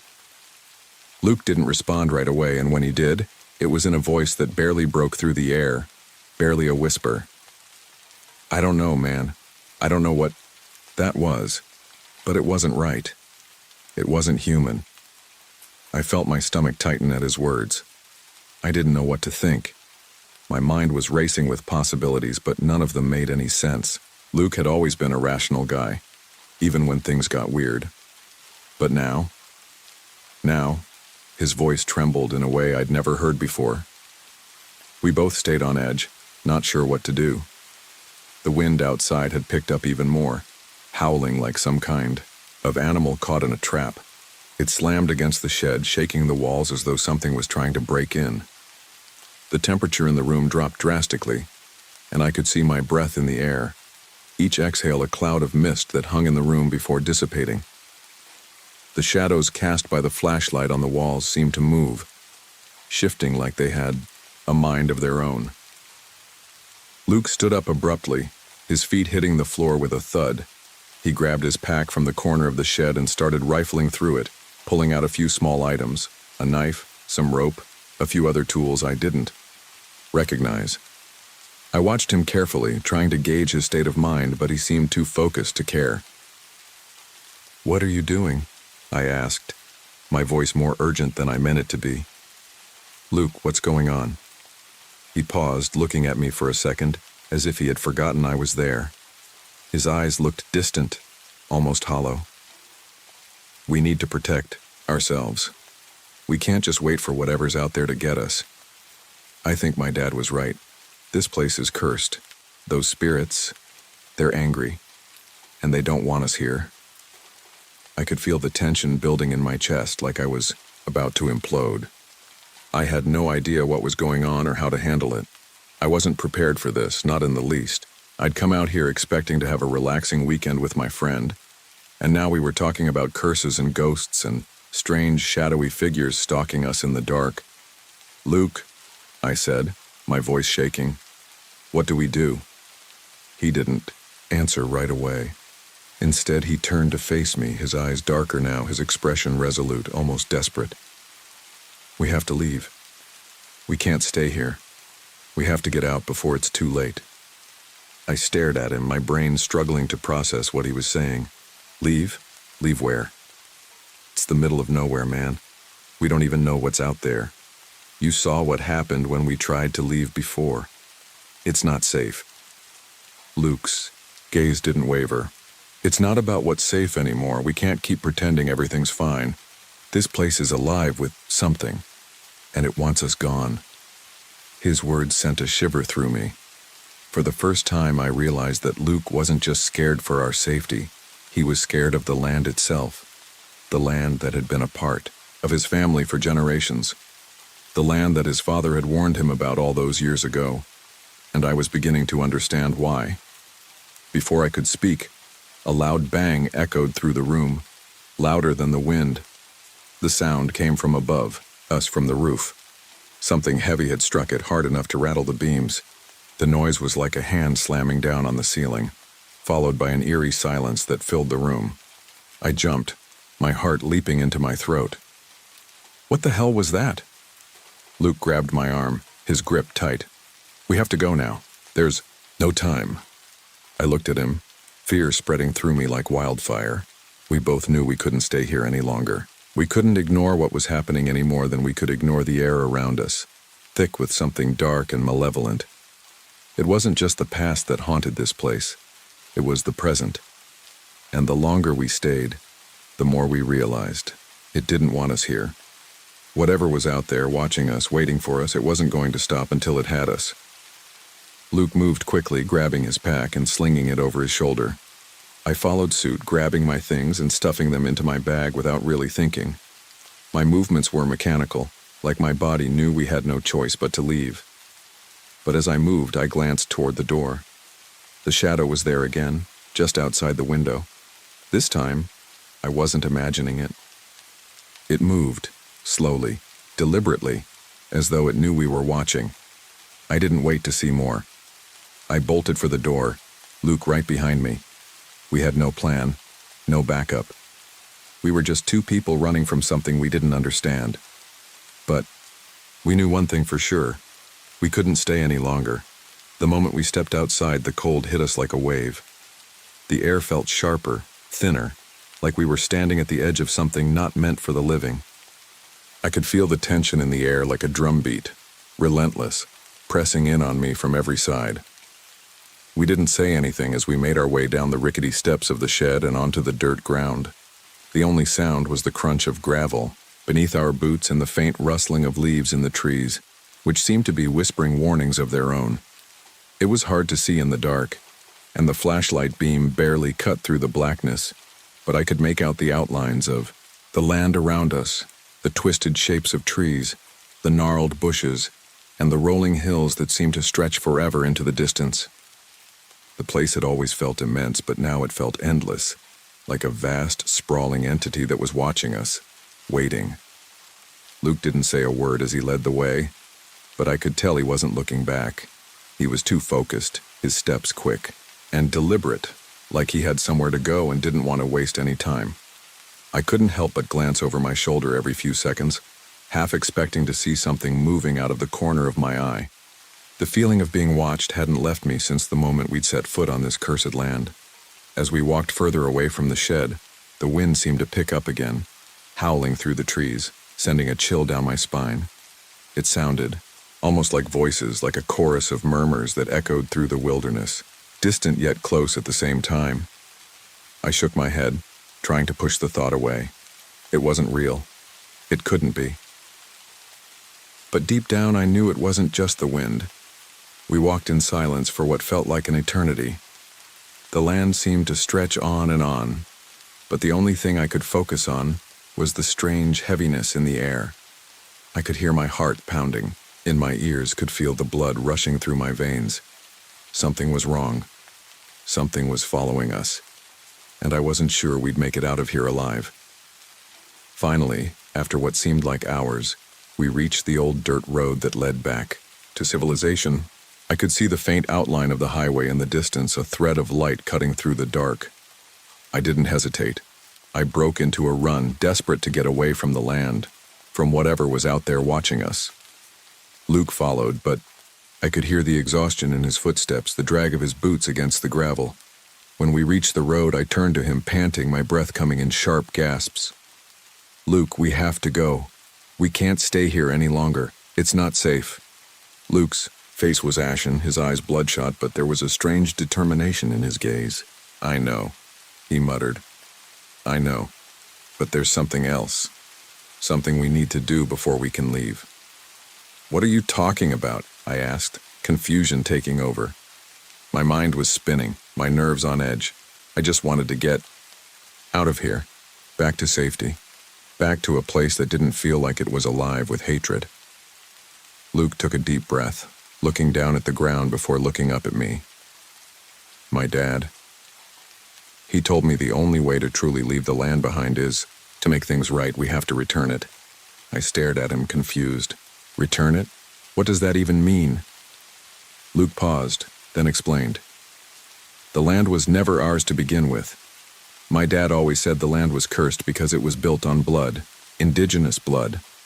My great-grandfather, he and the others, slaughtered them back in 1921. They massacred the entire tribe.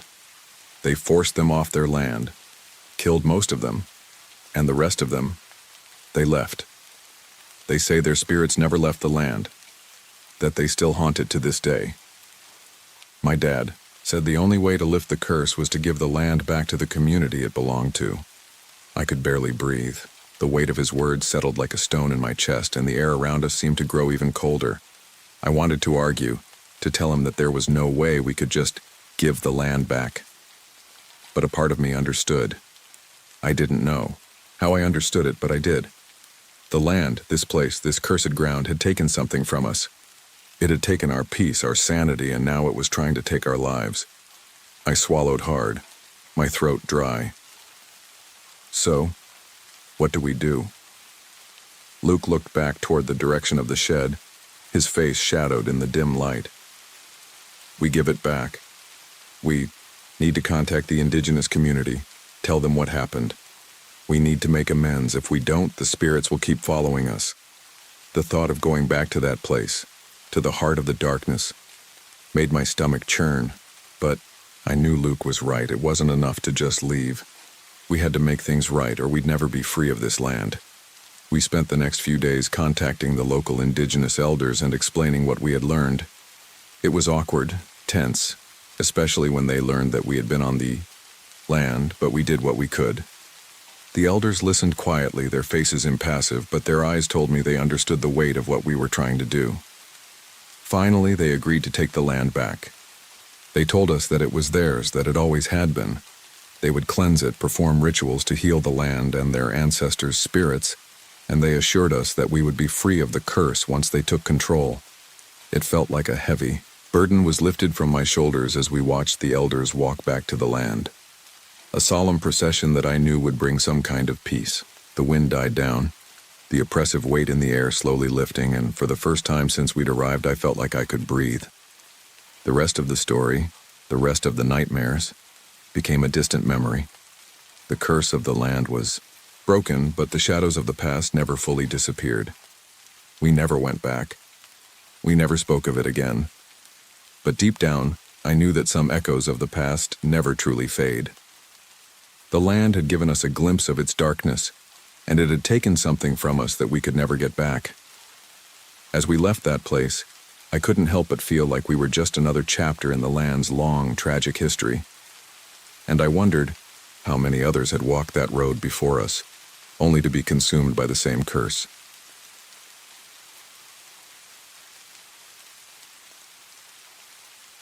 Moving to Hollow's End wasn't exactly part of my grand life plan, but life doesn't always give you a choice. After my divorce, I was looking for somewhere far enough to escape the city's noise, the tight spaces, and the clamor of my own, spiraling thoughts.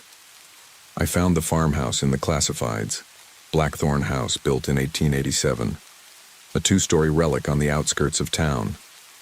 Too isolated, too big, and too cheap to pass up. The house had history, but in Hollow's End, every old building had a story. The town was small, steeped in stories of strange occurrences, rumors, and half-remembered legends. Blackthorn House, however, had a particularly eerie past. Dr. Nathaniel Voss, a reclusive physician, had lived there for decades. Rumors swirled about him conducting odd experiments, an air of mystery that deepened when he disappeared in 1923. It was said that patients under his care had vanished, some never seen again. Of course, people still talked about it, and the locals were quick to tell me about the house's unusual past. They had plenty of tales to share, but none of it made me nervous, at least not at first. When I arrived, the place looked exactly as I expected, weathered, unkempt, and clearly in need of some TLC. It had charm, but it was also intimidating. I've always been one for solitude, so it didn't bother me. I figured I'd settle in, unpack, and get to work. I'm a journalist.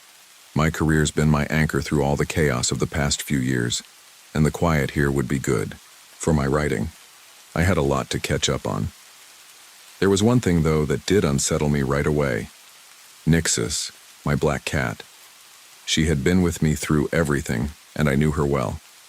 She was an independent soul, often aloof, but always had a presence. From the moment we walked into Blackthorn House, she became unusually skittish. It wasn't like her at all.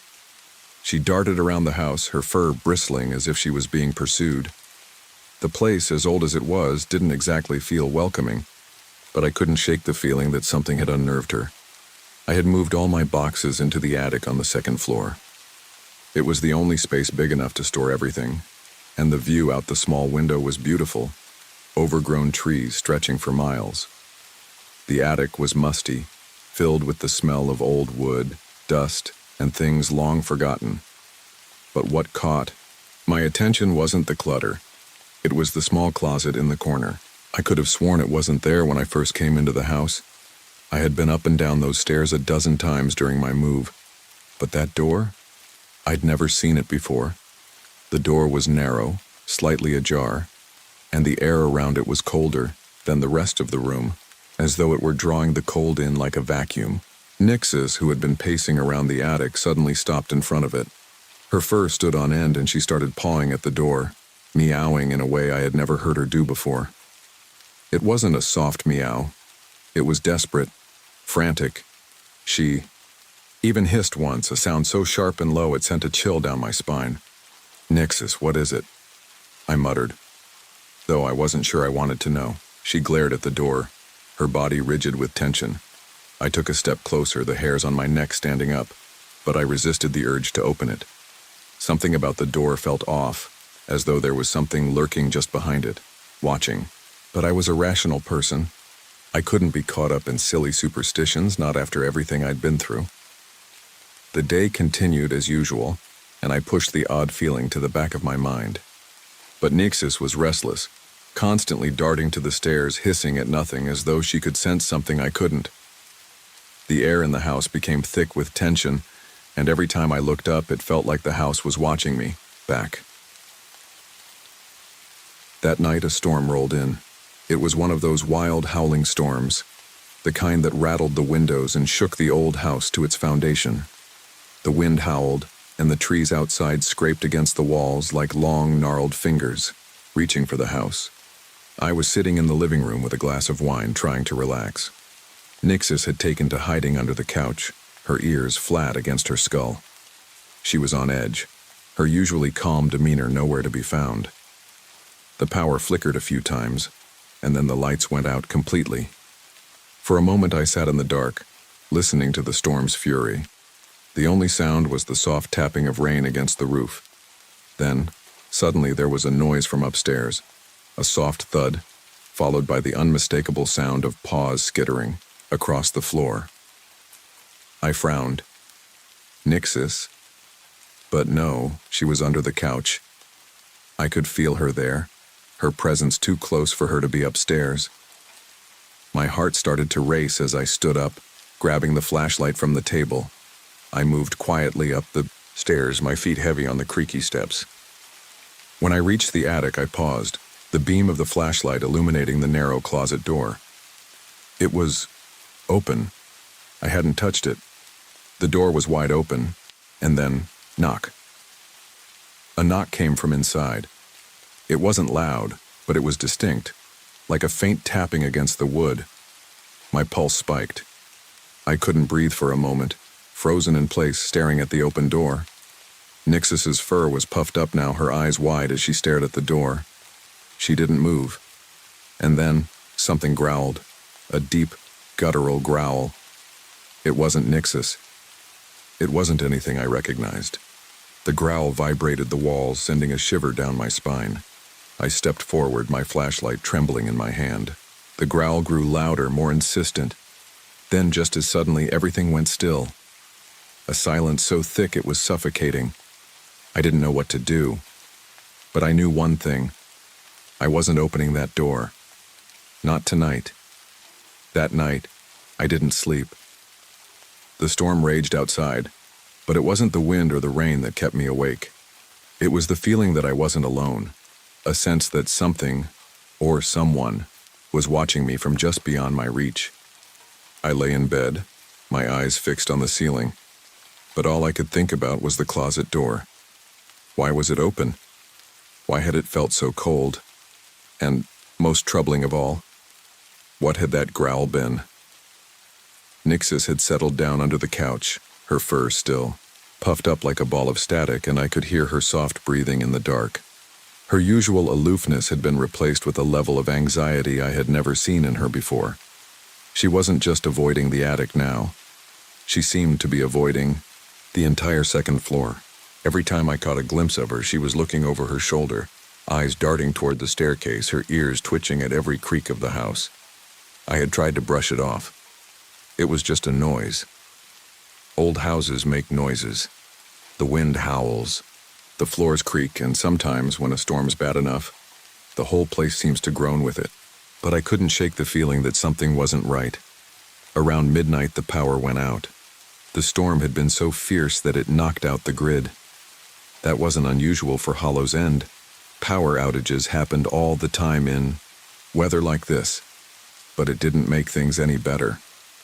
The house went dark, and in that darkness I could hear the storm outside, the wind rattling the windows, but there was also something else, a quiet rustling. I strained my ears, hoping it was just the storm, but no, it was coming from upstairs. At first I thought it was Nixis, but then I remembered she was under the couch, tucked as far into the shadows as she could get. The rustling was distinct, deliberate, like something, or someone, was pacing the attic. I got out of bed, my heart hammering in my chest. The flashlight trembled in my hand as I stood in the dark room, every sound feeling amplified in the stillness of the night. I hesitated for a moment, but then my curiosity overpowered my fear. I had to know what was going on. I had to see it, for myself. The staircase creaked under my weight as I climbed, each step heavy, each groan of the wood making my nerves spike. The air grew colder the higher I went, a noticeable chill that pressed against my skin like a thin layer of ice. The hallway at the top of the stairs was shrouded in darkness, but I could see the faint outline of the attic door. It was slightly ajar again, as if it had opened of its own accord, beckoning me to come closer. I stood there, flashlight in hand, staring at the door. The rustling had stopped, but the air felt thick with something I couldn't name, something dark. And then, I saw it, a shadow in the corner of my eye, too tall, too thin to be real. I froze, not daring to breathe. The shadow moved, slipping across the wall of the attic like smoke, far too fluid for any human figure. It wasn't solid. It seemed to bend and stretch unnaturally, almost as if it was aware of me watching. My throat tightened, and for a moment I thought I might faint. I stepped forward, against every instinct that told me to run. My flashlight wavered in my grip, and as I approached the door, I saw Nixis's eyes reflecting back at me from the dark of the attic stairs. She was staring up at the closet, her pupils wide with fear. She wasn't moving, just watching. I stood there for a long moment, the silence deafening. The only sound in the house was the wind howling through the trees outside and the occasional creak of the floorboards beneath my feet. "Nixis," I whispered, but she didn't react. She was too transfixed by something inside the attic, her body stiff as though frozen by fear. I reached the door and stopped. The moment I touched the handle, I could feel a strange resistance, as though the door was fighting me. There was a cold, invisible force on the other side, pushing back against my hand. I pulled harder, but it wouldn't budge. I stepped back, my heart racing in my chest. I shouldn't have been here, I shouldn't have touched it. But something kept drawing me closer, like an invisible string pulling me into the very heart of whatever was trapped inside this house. And then it happened. Again, knock, a faint, deliberate knocking from inside the closet. The noise echoed through the air, low and hollow, like a tapping against a wooden surface. It came from the back of the closet, from the darkest corner. The sound seemed to reverberate through the walls, vibrating in my chest. I flinched, the flashlight shaking in my hand. "Who's there?" I said out loud, but my voice trembled. No one answered. Then suddenly the door swung open by itself, the hinges creaking as if it had been waiting for me to take that step. I didn't want to look inside, but I couldn't stop myself. My eyes were glued to the open doorway, and I could feel something, someone behind it, waiting. The flashlight beam cut through the dark, illuminating the small space inside. The closet walls were covered in something, some kind of deep scratches. The wood was gouged, almost as if something had been clawing at it for years. The markings were strange, no ordinary scratches, but intricate symbols etched into the walls, swirling in patterns I couldn't understand. My breath caught in my throat. I stepped back, but then, slam. The door slammed shut with enough force to rattle the rafters. The sound echoed in the attic like thunder. My heart stopped. Nixis bolted, her fur standing on end, her claws scraping against the stairs as she ran. I was rooted to the spot, my hands shaking. And then, a noise. A sound that made my blood run cold. A laugh. It was wet and choking, a sound I couldn't place. It came from inside the closet, muffled but unmistakable. The kind of laugh you hear in your nightmares. That was enough. I couldn't stay here, I couldn't. I stumbled backward down the stairs, my mind racing. My heart was hammering in my chest, and I could feel the cold sweat on the back of my neck. I didn't even stop to grab Nixis. I could hear her claws clicking against the hardwood as she raced down the stairs ahead of me. She wanted out just as badly as I did. When I reached the bottom of the stairs, I bolted for the front door, throwing it open into the rain. The storm had only gotten worse, the wind whipping the trees around like angry hands. The sky flashed, with lightning, lighting up the yard in bursts of blinding white. I ran. I didn't look back. The feeling of being watched, of being followed, never left me. The rain hadn't stopped, but by the time I stood on the front porch, my chest heaving, I realized something had shifted. I was no longer afraid of the storm. I was afraid of what was inside that house, what was behind the attic door. Nixis was still with me, though she had taken refuge under the porch, her fur still standing on end. I stood there for a long time, staring at the house as if it were a stranger. The thought of going back inside was unbearable. How could I? After what I'd heard, what I'd felt, I couldn't just ignore it. But neither could I bring myself to face it again. The house loomed over me, ancient and silent in the storm, but I knew it wasn't empty. It never had been. I could feel it. The house wasn't just haunted. It was alive, and it was watching me as if it had always known I'd come. The rain hadn't stopped, but by the time I stood on the front porch, my chest heaving, I realized something had shifted. I was no longer afraid of the storm. I was afraid of what was inside that house, what was behind the attic door. Nixis was still with me, though she had taken refuge under the porch, her fur still standing on end. I stood there for a long time, staring at the house as if it were a stranger. The thought of going back inside was unbearable. How could I? After what I'd heard, what I'd felt, I couldn't just ignore it. But neither could I bring myself to face it again. The house loomed over me, ancient and silent in the storm. But I knew it wasn't empty.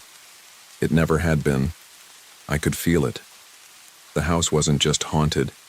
It was alive, and it was watching me, as if it had always known I'd come. I don't know how long I stood there, but the storm began to quiet, and the first hints of dawn broke over the horizon. That's when I heard something else. Soft footsteps on the porch behind me. I spun around, my pulse pounding. But it was only Nixus. She had come out from under the porch and was rubbing against my legs, her fur still puffed up, her body trembling. "All right, girl," I muttered to her, bending down to scratch behind her ears. "Let's just go back inside, yeah?" I didn't expect her to calm down, not with how freaked out she'd been, but she nuzzled me once, then bolted back inside the house without looking back, her tail straight as a rod. I watched her, her silhouette darting through the open door, and I followed reluctantly. My flashlight lay on the kitchen counter, its beam dead and useless, so I grabbed a new one from my bag. It was a simple thing, but it would have to do. I didn't want to go upstairs, but I knew I had no choice. I took a deep breath as I made my way up the stairs. My footsteps felt heavier than usual, and the creaking of the old wooden steps beneath me seemed more pronounced now, almost mocking in its familiarity. As I neared the attic, I realized that it was quieter than before. It was like the storm had stripped away any distractions, leaving only the pounding of my heart and the growing sense that I was walking toward something I couldn't outrun. The attic door was closed again, but the cold draft still seeped through the cracks. My fingers tightened around the flashlight as I pushed open the door. The room beyond looked as I remembered it, cluttered, forgotten, and thick with dust. But the closet door, the one I had left tightly shut just hours before, was ajar again. No way, I thought, my throat tightening. This wasn't possible. I had nailed the door shut. I had made sure of it, hammering the planks into place, feeling the weight of each strike in my chest. But now it was open, wide open, and the air that rushed out of the closet was cold enough to freeze the breath in my lungs. I should have left. I should have turned around and never come back to this house. But I couldn't. I had to know what was in there. Nixus was nowhere to be seen, and for a second, I felt a pang of dread. But then I heard it. Scratch, scratch, scratch. The sound came from within the closet, and I froze. The unmistakable sound of something clawing at the walls. It was like the sound of nails on a chalkboard, sharp and relentless. I felt sick to my stomach. Slowly, I moved toward the door. My mind screamed at me to stop, but my feet kept carrying me forward, each step like dragging my body through molasses. The scratching grew louder, closer, as if whatever was inside the closet had been waiting for me to approach, waiting for me to open the door. I reached for the handle, my fingers trembling. As I touched the cold metal, I flinched, and in that split second I almost turned away. But then I heard it, a low voice so faint I thought I might have imagined it. It came from behind the door, soft and whispering.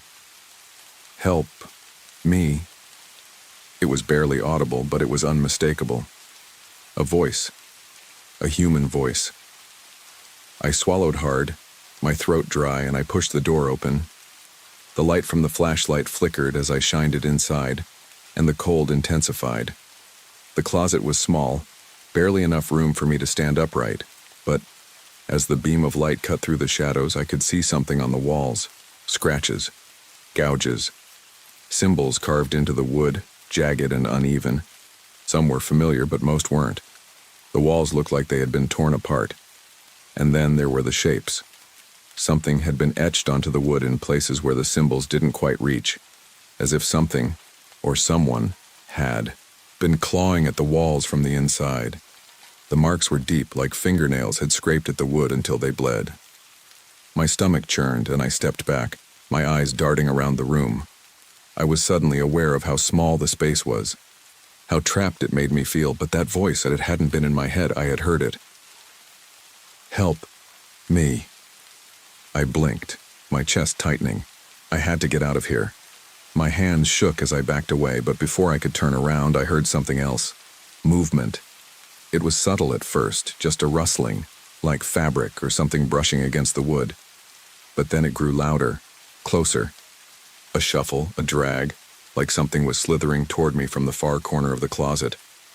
I didn't look back. I didn't stop. I ran.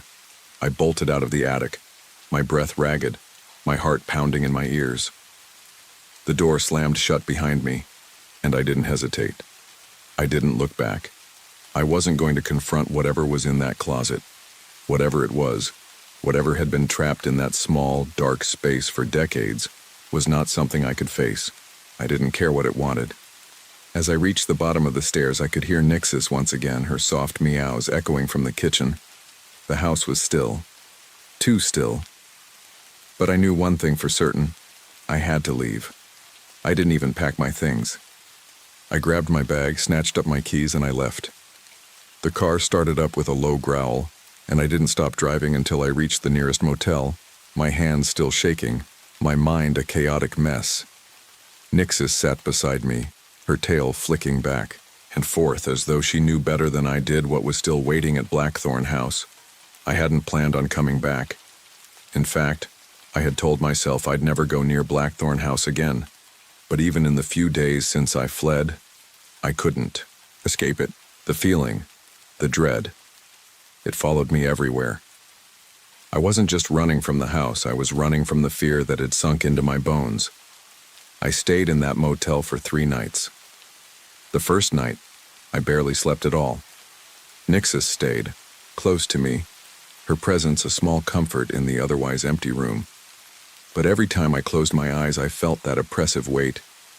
The feeling that I wasn't alone, that something was watching me, just as it had in the house. On the 3rd night, I received an unexpected phone call. It was an unfamiliar number. For a moment I hesitated, I almost didn't answer, but something pushed me to pick up. Hello? There was a long pause on the other end, then a voice low and strained. Elias. I froze. Who is this? It's Ben. Ben Voss. The name didn't immediately register, but then I remembered. Ben Voss was the nephew of Dr. Nathaniel Voss, the man who had owned Blackthorn House before I did. A distant relative, according to the neighbors, but one who still occasionally came by to see the property. Ben, I repeated, why are you calling me? I know what you've seen, he said. His voice was heavy with something I couldn't place, a mixture of anger and fear. You need to leave. The house is cursed. It's been cursed for generations. You don't know what you're messing with. I felt a cold chill crawl up my spine. What are you talking about? I asked, my voice shaking despite my best efforts to sound calm. The house, he continued. It wasn't just my uncle's experiments. It wasn't just the things he did to his patients. There's something else in that place, something older, something that never left when he vanished. My uncle, I don't know what he was doing, but I know it had to do with the house. He wasn't just conducting medical experiments. He was trying to open something up, something dark. And it's been feeding on the house ever since. I heard him exhale sharply. He sounded like he had been waiting to say this for years, but never had the courage to do it until now. The people who disappear, Elias, they didn't just vanish, they were taken. Taken by whatever my uncle let into that place, and now you've opened it. You've made it aware that you're there. And now it wants you. I swallowed hard, my mouth dry. Ben, what do you mean it wants me? I didn't ask for any of this, You don't get it, do you? His voice grew desperate, almost frantic. The house wants to claim you. It feeds on fear, on life. You don't know how long it's been waiting for someone to let it back in. You opened the door and now it's watching you. It's watching all of us. We're all connected to it, whether we want to be or not. I didn't know what to say. I felt like I was listening to a nightmare coming to life. Ben, I don't understand, I managed. What do I do? There was a pause on the line, followed by a shaky breath. Leave. Go as far as you can. Do not go back to that house. Never go back. It's not just the ghosts, Elias. It's not just the spirits of the people who died there. There's something else. something that feeds on whatever it can get. I could feel my hands trembling, my pulse pounding. I wanted to scream, to throw the phone down, to forget this entire mess. But I couldn't. I don't think I can leave. It's not that simple. The words felt hollow in my throat, but they were true. Something inside me, something darker, something more dangerous was pulling me back to that house. I couldn't explain it. I just knew that I couldn't stop thinking about it. It wasn't just curiosity, it was obsession. It was as if the house was calling to me, beckoning me to return. Ben's voice dropped to a whisper. Then you're already lost. The line went dead. I sat there in the motel room, staring at the phone in my hand, a cold sweat drenching my back. His words hung in the air, unspoken, like a warning that was too late to heed. I knew then that I was already too deep. I had opened something I couldn't close, something far darker than I could have ever imagined. The next day I left the motel. I wasn't sure why. I didn't know where I was going, but I had to see it for myself. I had to understand. I drove back to Hollows, and the winding roads familiar but haunting. My mind was still swirling with Ben's words, but as much as I wanted to ignore them, I couldn't. Something about that house was pulling me back, even though I knew I shouldn't go, even though I knew it wasn't safe. By the time I reached Blackthorn House, the sky had turned an ashen gray. The storm had passed, but the air still felt thick, like the house itself was holding its breath, waiting for me to step back inside. I parked in the driveway and sat there for a long moment, staring at the front door. My stomach twisted. My hands were clammy against the steering wheel, and yet I couldn't bring myself to leave. Finally, I got out of the car. Nixis, who had been quiet the entire drive, bolted from the back seat and darted up the porch steps ahead of me, her tail bristling like a warning flag. I took a deep breath, and the door creaked open. The silence that met me was oppressive. The house seemed to stretch before me, empty but full of something I couldn't quite name. Nixis, I muttered. She was already in the kitchen, her eyes darting nervously toward the stairs. I could feel it too. That same suffocating presence I'd felt before. But it was different now. It was closer, and it was waiting. The attic door, the one that had been shut so forcefully the last time, stood ajar again. I felt my heart sink. Every instinct in me screamed to leave, to turn around and walk away, but I didn't. I couldn't. It was as if the house knew what I had decided before I even stepped inside. The familiar creak of the old floorboards beneath my feet, the heavy air that seemed to swallow any sound, everything felt wrong. The house was watching me, or perhaps it was simply aware of me. Nixis was already up the stairs, her fur bristling, with every step she took. Her sharp eyes glinted in the dim light, and for a moment she froze on the first landing, looking back at me as if to ask, "What are you doing?" I didn't have an answer. I could still hear Ben's warning echoing in my head. It feeds on fear. It's not just the ghosts, Elias. It's something else. It's waiting. I couldn't deny the truth in his voice, nor the gnawing dread I'd felt in my chest ever since I set foot in this place. I wasn't sure what had drawn me back to Blackthorn House, but it was as if some part of me had crossed an invisible line. The moment I opened that attic door, the air felt thick here, heavy with something ancient and unfathomable.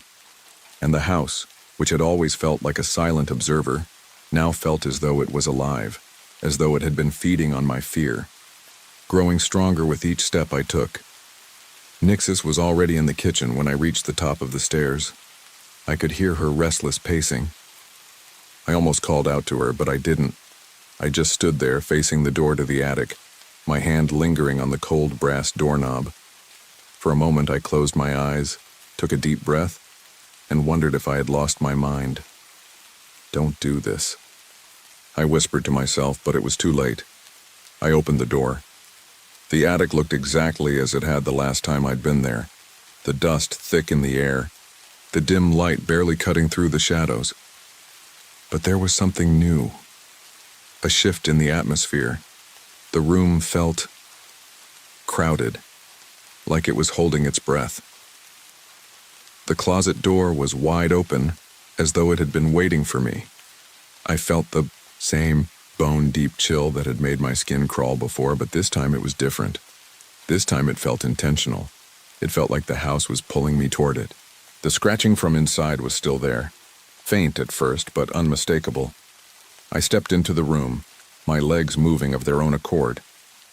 Nixis stayed behind me, her soft meows barely audible over the strange, gnawing noise that echoed from within the closet. I should have turned back. I should have turned around and walked out, but I didn't.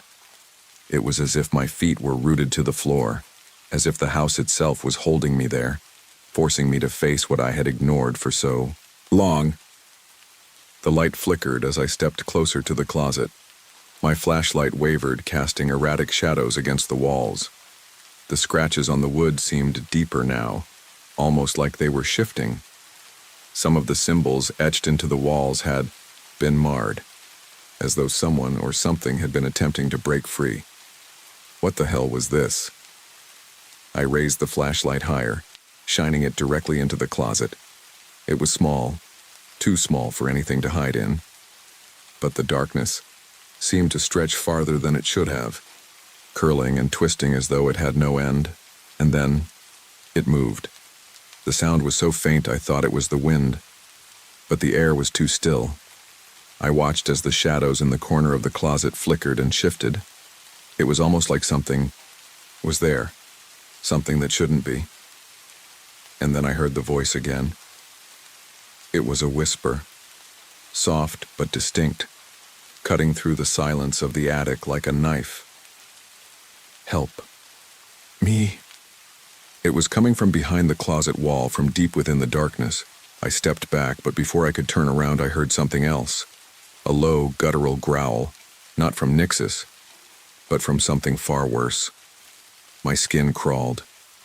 The air was thick now, heavier than before, as if the entire house was closing in around me.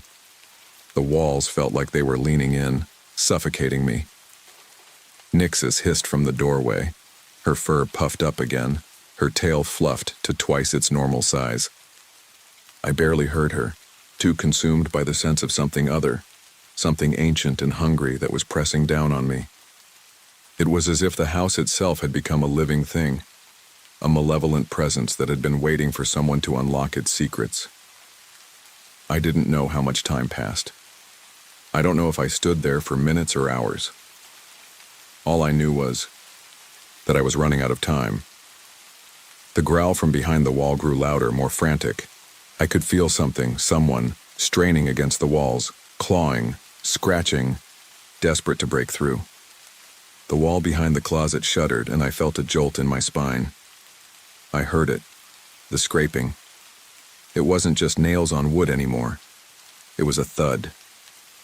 Something larger, heavier, moving inside the walls. I bolted. I turned and ran.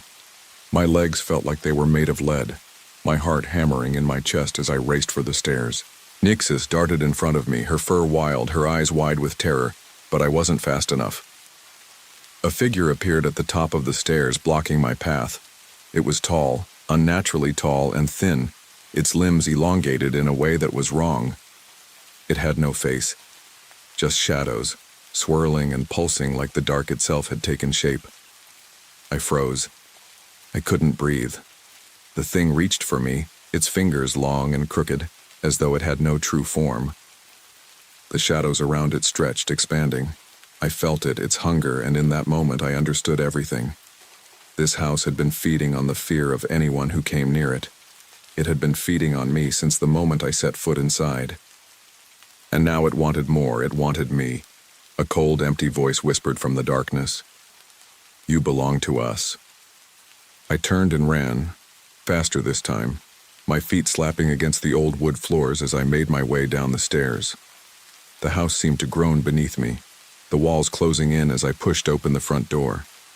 Nixis bolted outside, her claws scraping, against the porch steps. I didn't stop. I couldn't.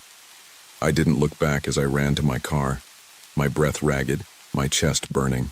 The door slammed behind me and I turned the key in the ignition without hesitation. The engine roared to life and I didn't stop driving. Not until the town was a distant memory. I don't know if I'll ever go back to Hollow's End, and I don't know what happened to the house. Maybe it's still waiting, its hunger growing with every passing year. But I know one thing for sure. I'll never forget Blackthorn House. Some things are better left closed.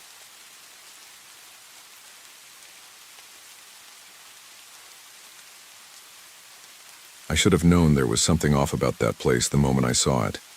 Elmwood Drive had always been a quiet, unremarkable street, tucked away in Blackwood, Pennsylvania. But the house at the very end felt different. Mark had been talking about the Airbnb for weeks before he finally booked it. He was all excited about getting away from the city for a few days, a little peace and quiet. But the moment we drove up, something about the house gave me chills. The Victorian was beautiful in a weathered sort of way. Peeling paint, a crooked front porch, the kind of house you'd expect in a ghost story. It was the kind of place that looked like it had 1,000 untold stories hiding behind its cracked windows and sagging roof. I hadn't even stepped inside and I already felt like I wanted to leave. But I didn't. I didn't want to be that person, the one who ruined everyone's fun. Mark had rented it, and I didn't want to be the one to tell him his choice of accommodation was unsettling. Besides, it was just a house, right? I tried to shrug off the feeling as we unloaded the car. Mark and his girlfriend Lisa were already on edge from the moment we arrived. Their bickering seemed to pick up right where it left off the last time I saw them. I didn't really understand it. Mark had always been the laid-back type, but now he snapped at Lisa over the smallest things, and Lisa, usually so carefree, looked drained. There was something in her eyes, something empty and hollow. I was the youngest, so I tried to keep things light. Maybe the house is just too quiet, I joked as I carried in my suitcase. Let's make it a little livelier, huh? But neither of them seemed to hear me. The house smelled strange too. Not musty or stale, but something else. Rusty, like old metal or damp earth. As we unpacked, I couldn't shake the sense that there was something wrong with the air itself. I'd heard of houses having their own smell, but this was different. It wasn't unpleasant, just off. That night, we decided to settle in early. The house was far too dark inside, the kind of place where the shadows didn't feel natural. Lisa and I grabbed our things to head upstairs, but Mark, who had been sitting in the living room, had this weird look on his face. He rubbed his eyes, yawned, and mumbled something about getting an early start. I didn't get it. It was just a house. Just a house. But that's when I first saw it. I was walking up the stairs when I saw the pale, ghostly arm. It was drifting, moving like it had a mind of its own, gliding just above the railing. At first I thought it was some trick of the light, maybe a reflection. But no, this was something different. The arm was translucent, like it didn't belong. It vanished, into the shadows before I could even react. My heart raced as I paused halfway up the stairs, frozen in place. I thought I might have been imagining things. I turned quickly to see if Mark or Lisa had noticed, but they were too busy arguing again in the living room. I took a deep breath, trying to shake it off, telling myself it was just my imagination, playing tricks. I had never been good with old houses, they just feel different, they have this weight about them. And as I stood there, I felt the weight of something pressing down on me, like 1,000 eyes were watching from the dark corners of the house. The air felt thick, heavy. I hurried upstairs, trying to ignore the creeping sensation that someone, or something, was waiting in the shadows. Once I was in my room, I locked the door behind me like that would somehow protect me. But I knew it wasn't real. I knew there was nothing in this house that could hurt me. Right? That night, I didn't sleep much. Every creak, every groan of the house seemed amplified in the quiet. At one point, I swore I heard something moving behind the walls. But when I pressed my ear against the cool surface, there was nothing. The silence was suffocating. And then the lights flickered, just once. But it was enough to make my heart jump into my throat. It wasn't just the bulb going out. It was like something was trying to get my attention. making its presence known in the flicker of the light. And for some reason, it made me feel even more alone than before. When I finally drifted off, I didn't feel any safer. Something about the place was eating away at me, making me more paranoid with every passing second. The worst part? Mark and Lisa didn't seem to notice any of it. They kept fighting, oblivious to the strange tension in the air. The next morning, I tried to convince myself it was all in my head, but even as I sat in the kitchen sipping my coffee, I couldn't shake the feeling that something was wrong. That afternoon, we decided to explore the town, just to get away from the house for a bit. We visited a small diner, and the locals there barely mentioned the house, but I noticed the way they looked at it like they knew something we didn't. When we got back, I couldn't ignore it any longer. There was something wrong about Elmwood Drive, and the longer I stayed, the more I could feel it wrapping around me, tightening its grip. That night, things would only get worse. The next day, I tried to push the weirdness of the house to the back of my mind. I convinced myself it was just nerves. After all, we'd been driving for hours before we got there, and maybe the fatigue had messed with my head. But as the day wore on, the sense of unease didn't just fade. It grew stronger.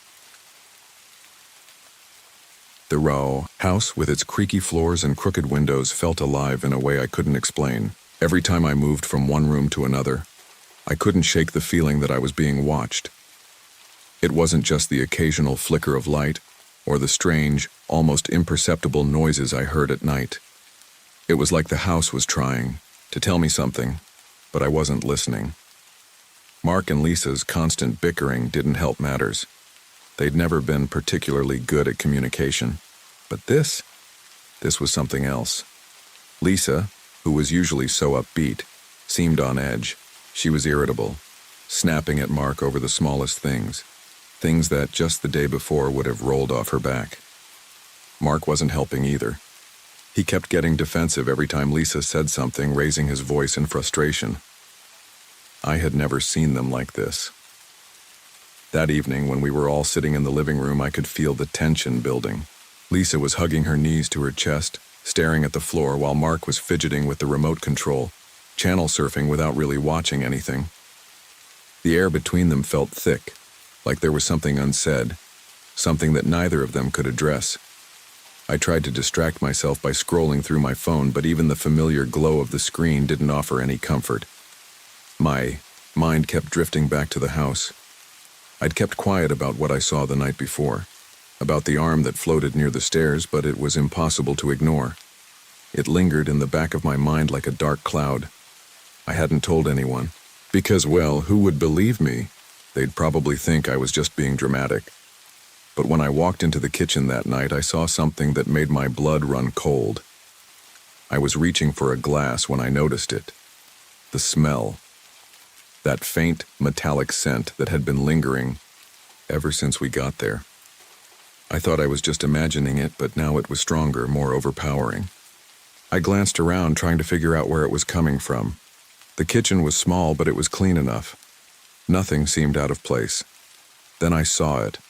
On the counter, right next to the sink, was a blood-stained shoe. It was an old, worn-out sneaker, but the color of the stain was unmistakable. It wasn't a small mark either. The entire shoe had been soaked through, dark red and slick to the touch. I froze, my heart racing as I picked it up. The shoe felt heavier than it should have, like it had been sitting there for much longer than just a few hours. But it wasn't, just the shoe that unsettled me. It was the way it appeared. I'd been in the kitchen all day. Lisa had been in and out as well. No one had mentioned anything about the shoe, and I was sure it hadn't been there when we first unpacked. I glanced around the room. The house was silent except for the low hum of the fridge in the corner, but the silence felt oppressive, like it was pressing against me. I dropped the shoe back onto the counter, my hands shaking. I wanted to call out for Mark or Lisa, but I couldn't bring myself to speak. The weight of the room was too heavy and my throat felt tight. When I finally turned to leave, I saw something move out of the corner of my eye. It wasn't much, just a flicker, like a shadow darting past the doorway. but it was enough to send me stumbling back, my heart pounding in my chest. I didn't dare look back. I just ran upstairs to my room, locked the door, and tried to calm myself down. I spent the rest of the night lying in bed, unable to sleep. Every time I closed my eyes, I could see that shoe in the kitchen, stained red like it had been left there for someone else. I couldn't shake the thought that something or someone was still here, watching, waiting. The next morning, I mentioned the shoe to Mark and Lisa, but they didn't react the way I thought they would. Lisa just shrugged, as if she hadn't even noticed it. Mark, on the other hand, muttered something under his breath about probably just a prop left by the last tenants. It wasn't like Mark to brush off things like that. But neither of them seemed particularly fazed by it. Still, I couldn't get rid of the feeling that something was terribly wrong with that place. It wasn't just the old house or the strange occurrences.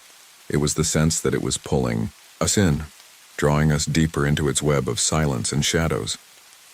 The day passed, but I couldn't focus. I kept looking over my shoulder, half expecting to see something out of the corner of my eye. The flickers of light returned, not just once, but over and over again. I wasn't imagining it. The house was alive, but not in any way that made sense. By the time nightfall came, I was exhausted. But instead of the usual sense of relief I felt when I crawled into bed, I felt nothing but dread. The silence in the house felt suffocating. And when I tried to fall asleep, I heard something. A noise, faint at first but unmistakable. It was a soft scraping sound, like nails on a chalkboard, only it wasn't coming from the walls or the ceiling. It was coming from inside the room. I shot up in bed, my heart pounding. There was nothing there, nothing visible. But the feeling, the presence, I couldn't escape it. I was alone, but I wasn't. The house was breathing with me, its weight pressing against me. I didn't sleep that night. Neither did Mark or Lisa. We all stayed awake, each of us caught in our own thoughts, listening to the house as it shifted and groaned around us. The next morning, Mark and Lisa were different, distant, like they hadn't slept either. Lisa had dark bags under her eyes, and Mark was pacing back and forth, running his hands through his hair. "We can't stay here," Lisa finally said, her voice shaky. "This place is wrong. I don't care what you say. I can't stay here another night." Mark looked at her, his face pale. "I know, I feel it too." That was the first time they agreed on anything in days. But it was also the moment I realized we had to leave. Something in that house didn't want us there, but we didn't know how deep the house's grip had already sunk into us. Not yet. The tension was palpable as the sun began to dip below the horizon, casting long, eerie shadows through the windows. I had hoped that we could leave that day, pack our things, and get out of there before anything else happened. But that wasn't how it went. We were trapped in the house for one more night, a thought that made the hairs on the back of my neck stand on end. I could see it in Mark and Lisa's eyes. They were both exhausted, their faces drawn and pale. The bickering had stopped, replaced by a heavy silence, but it was the kind of silence that spoke volumes. We had all felt it, the pull of the house, the oppressive weight that seemed to follow us no matter where we went. "I don't know if I can sleep here again," Lisa said, her voice tight with anxiety as we all sat in the living room. The soft glow of the table lamp barely cut through the dark corners of the room, leaving more shadow than light. "None of us should," I replied, feeling the knot in my stomach tighten. "But we're stuck here, for tonight at least." Mark nodded grimly, his fingers drumming restlessly on the arm of the couch. He looked like he was somewhere far away, his gaze fixed on the wall across from us. The house had a way of drawing people inward, of making them withdraw into themselves. I could see it happening to him now. "I'll take the couch," I said, trying to be the voice of reason. "You two can have the bed, at least we can spread out." Mark didn't respond, but he didn't argue either. Lisa, on the other hand, just shook her head. "I don't care where we sleep," she muttered, barely audible. "Just get me out of here." None of us spoke again for a long time. The sounds of the house, its creaks and groans, seemed louder now, as though the structure itself was coming alive, whispering to us, calling us deeper into its belly. I couldn't escape the feeling that the house knew we were here, that it wanted us to stay. By the time the clock struck midnight, we were all on edge. The house had fallen into a heavy, suffocating silence, the kind that comes right before something bad happens. It was no longer just the occasional flicker of light or the strange smells that unsettled me. It was the sense that something else was there, something that didn't belong. The walls themselves felt like they were pressing in on us, suffocating us with their secrets. I was sitting on the couch, my arms wrapped tightly around my knees, trying not to think about the blood-stained shoe from earlier. I had to keep telling myself that it was just some sick joke left by the last people who rented the place. But deep down I knew it wasn't. No one would leave a shoe like that, especially not in the kitchen. The silence was broken by a noise, a soft scraping sound, just faint enough that I almost convinced myself it was just my imagination. But then it came again, louder this time, as if something or someone was moving in the walls. I looked at Mark and Lisa. They were both staring ahead, their faces as pale as mine, but neither of them said a word. They'd heard it too. Did. "You hear that?" Lisa finally whispered, her voice trembling. I nodded, my throat dry. "Yeah, I don't know what it is." Before I could say anything else, the noise came again, closer this time. It wasn't just a scraping sound anymore. It was more like a tapping, like fingernails scraping along the drywall, slow and deliberate. I stood up, my heart racing, and moved toward the hallway. Mark followed me, his face twisted in a mix of fear and confusion. "What the hell is that?" he muttered under his breath. "I don't know," I said, barely able to keep my voice steady. "But we need to check it out." Lisa didn't move. She just sat there, wide-eyed, staring at the dark hallway. "I don't want to know," she whispered. But I couldn't let it go. Something was making that noise, and I needed to figure out what it was. As I stepped into the hall, the temperature dropped, and the air grew heavier. The walls felt like they were closing in on me, their surfaces slick with moisture like they were breathing. The sound was louder now, almost like it was right behind me, crawling through the walls. I stopped in front of the living room wall, listening. The noise was coming from within the drywall, no doubt about it. It wasn't the house settling, not anymore. "What the hell is in there?" I muttered, reaching out to touch the wall. The coldness that seeped through my fingers made me recoil, as if the wall was alive and had rejected my touch. Mark stepped up beside me. "It's probably just rats," he said, though his voice lacked conviction. "We're in an old house. Jess, stuff like that happens." But I knew it wasn't rats. The sound was too deliberate, too rhythmic. It felt wrong, like something or someone was trying to get out. Without warning, the noise stopped. Complete silence fell over the house again, leaving only the sound of our breath in the air. I felt a chill run down my spine as I realized that whatever had been making that sound was still there, waiting, watching. I turned to Mark and Lisa. "We need to leave," I said, my voice barely above a whisper. But before any of us could move, the scream came. It wasn't a scream from outside. It wasn't from Mark or Lisa. It came from inside the walls, raw and gut-wrenching, like a tortured soul screaming in agony. The sound was so loud, so intense, that I felt it in my bones. My blood turned to ice, and I stumbled backward, almost tripping over my feet. "What the hell is happening?" Mark shouted, his voice breaking. I couldn't answer. I could barely think. The only thing that mattered in that moment was getting out of there. I didn't even wait for Mark and Lisa. I bolted for the front door, my heart pounding in my chest. I was out of my mind with fear, but I knew one thing for sure. That house wasn't safe. Whatever was in it, whatever was making those noises, didn't want us there. But when I reached the door, it wouldn't open. The handle turned, but the door didn't budge. I tried again, panic rising in my chest, but the door was stuck, as though something was holding it shut from the other side. I turned back to Mark and Lisa, my eyes wide with terror. "The door's locked." They ran toward me, both of them, frantic. Mark pulled at the handle, but it wouldn't give.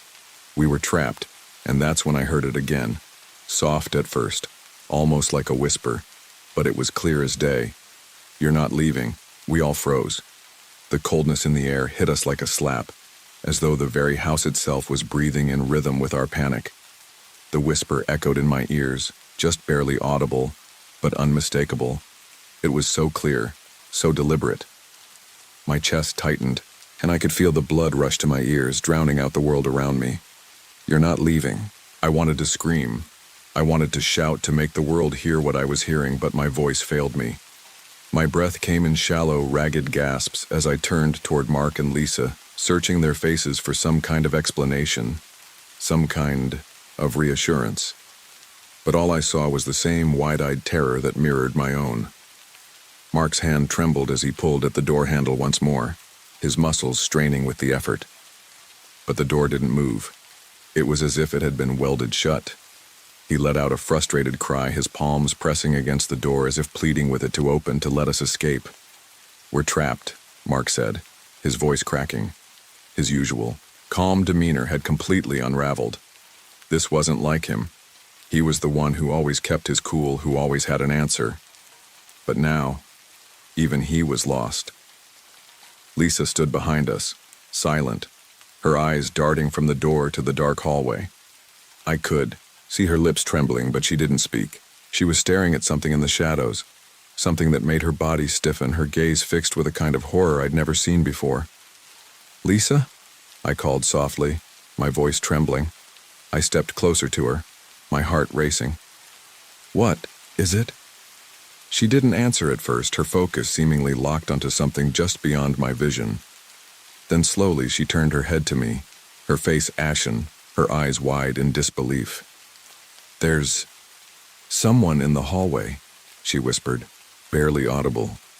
I followed her gaze, my blood turning to ice as I saw nothing but the thick shadows stretching down the hallway.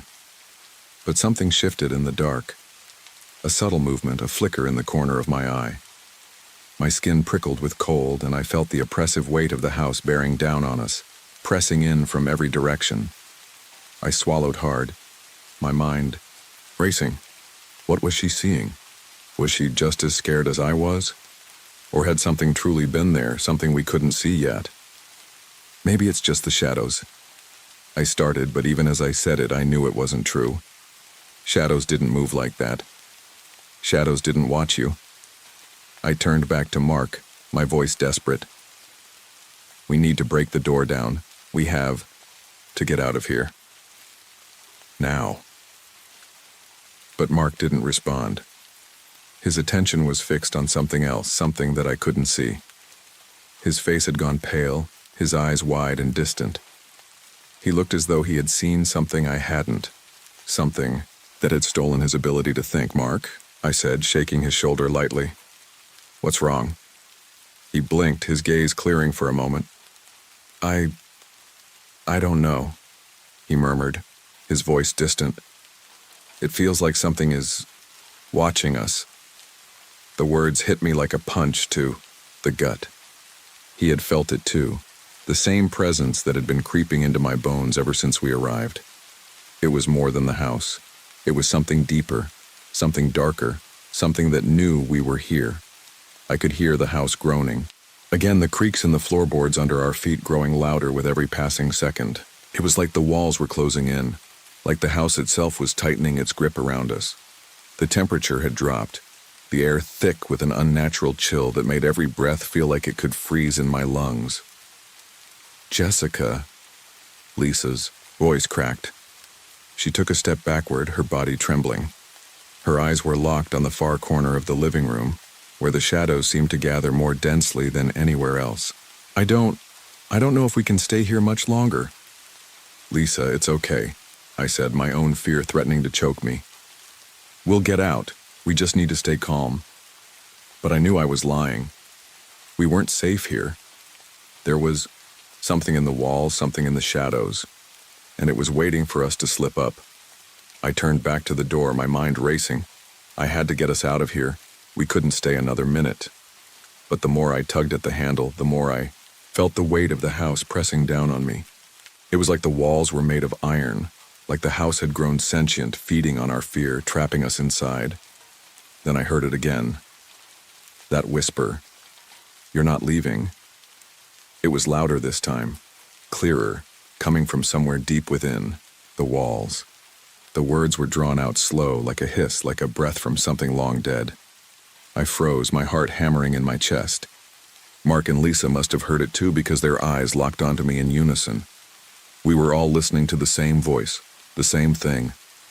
I could feel it now, crawling over my skin, creeping up my spine. The walls felt alive, alive with the weight of something dark, something malevolent. And we were the prey. Suddenly, the door handle turned in my hand, but it wasn't my doing. The house moved the handle, not me. The door slowly creaked open inch by inch as if inviting us in to face whatever was waiting for us on the other side. I stepped back, my hand flying to my mouth to stifle a scream. This wasn't real. It couldn't be. But it was. We were trapped, and the house had made its move. And then, with a bone-chilling crack, the whisper came again, but this time it wasn't from the walls. It was from the shadows, and this time it was close, right behind me. "You're not leaving." I turned, my body frozen in fear, and saw it. The shadow. A figure. Indistinct. But there. It was moving slowly, silently, its presence wrapping around me like a cold, suffocating fog. My mouth went dry, I couldn't speak, I couldn't move. It was like my body was locked in place, unable to break free from the nightmare unfolding around me. And then, the house groaned again, louder this time. The walls seemed to shake, and the air seemed to pulse with something dark, something ancient. We were not just guests here, we were trespassers.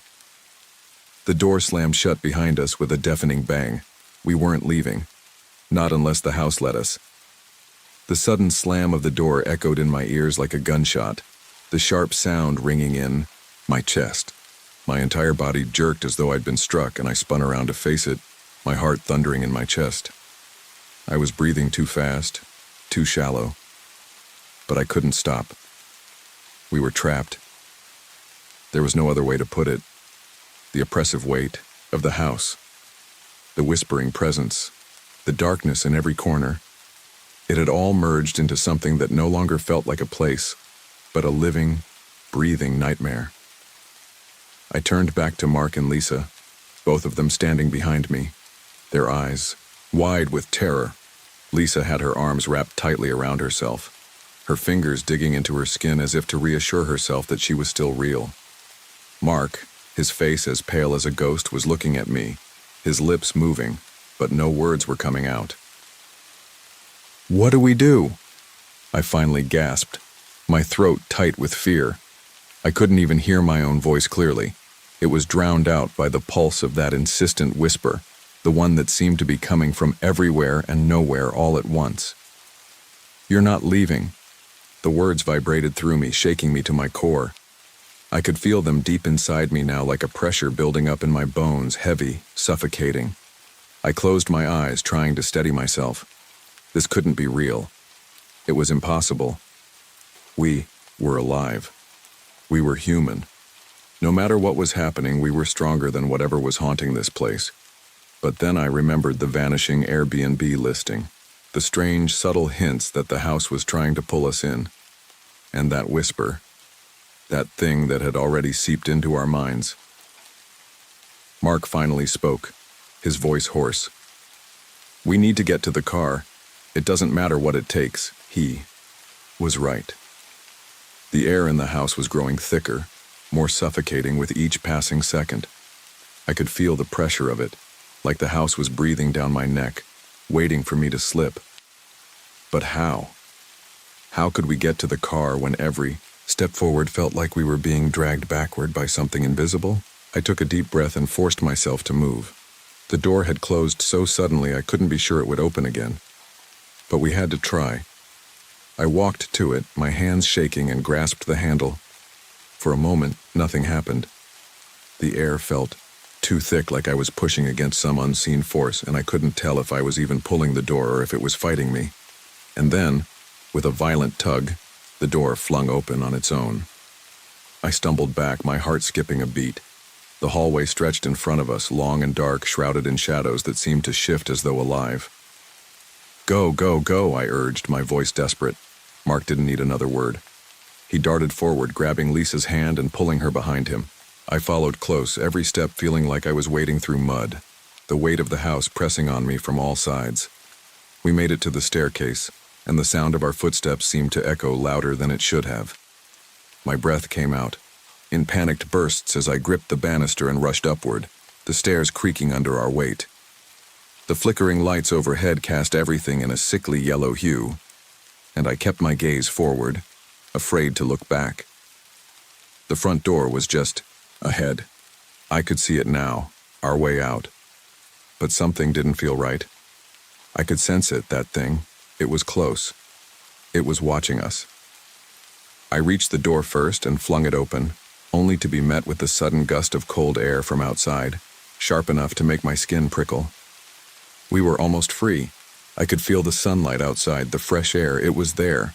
Just one more step and we would escape.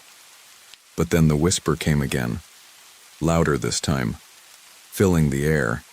"You left too soon." I froze, unable to move. My feet were planted to the floor, my entire body locked in place by something far more powerful than fear. And then, just as quickly as it had come, it was gone. The house fell silent, the oppressive air lifting in an instant. The weight that had been pressing on my chest was gone, as if a hand had been removed from my throat. The moment passed. "Jessica, come on," Mark shouted, grabbing my wrist and pulling me toward the door. I didn't hesitate. I ran, my feet flying over the threshold as the cool outside air rushed over me. It felt real, like I was finally awake, like the nightmare had ended. I heard Lisa's footsteps behind me, Mark's voice urging us forward, and all I could do was keep running. We made it to the car, breathless and terrified. Mark fumbled with the keys, hands shaking before the engine roared to life. I didn't look back, not once, not even as we pulled away from the house. It wasn't until we were miles away, the house a mere speck in the rearview mirror, that the terror finally started to ebb. The nightmarish weight was gone, the constant dread lifting. And then, I heard it again. That whisper. "You left too soon." It was just a whisper, a fleeting thing. But I knew it wasn't over.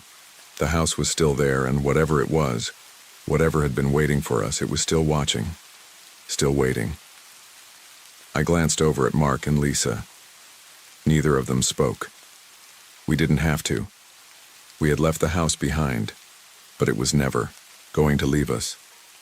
It had taken something from us, something deep inside, and I knew, as sure as I knew my own name, that the house on Elmwood Drive was never done with us. It had made sure of that. The moment we crossed into the next town, the Airbnb listing vanished, completely gone from the internet. There was no trace left of the place, but I could feel it in the pit of my stomach, crawling beneath my skin. We were never truly free, and it would come back. It always does.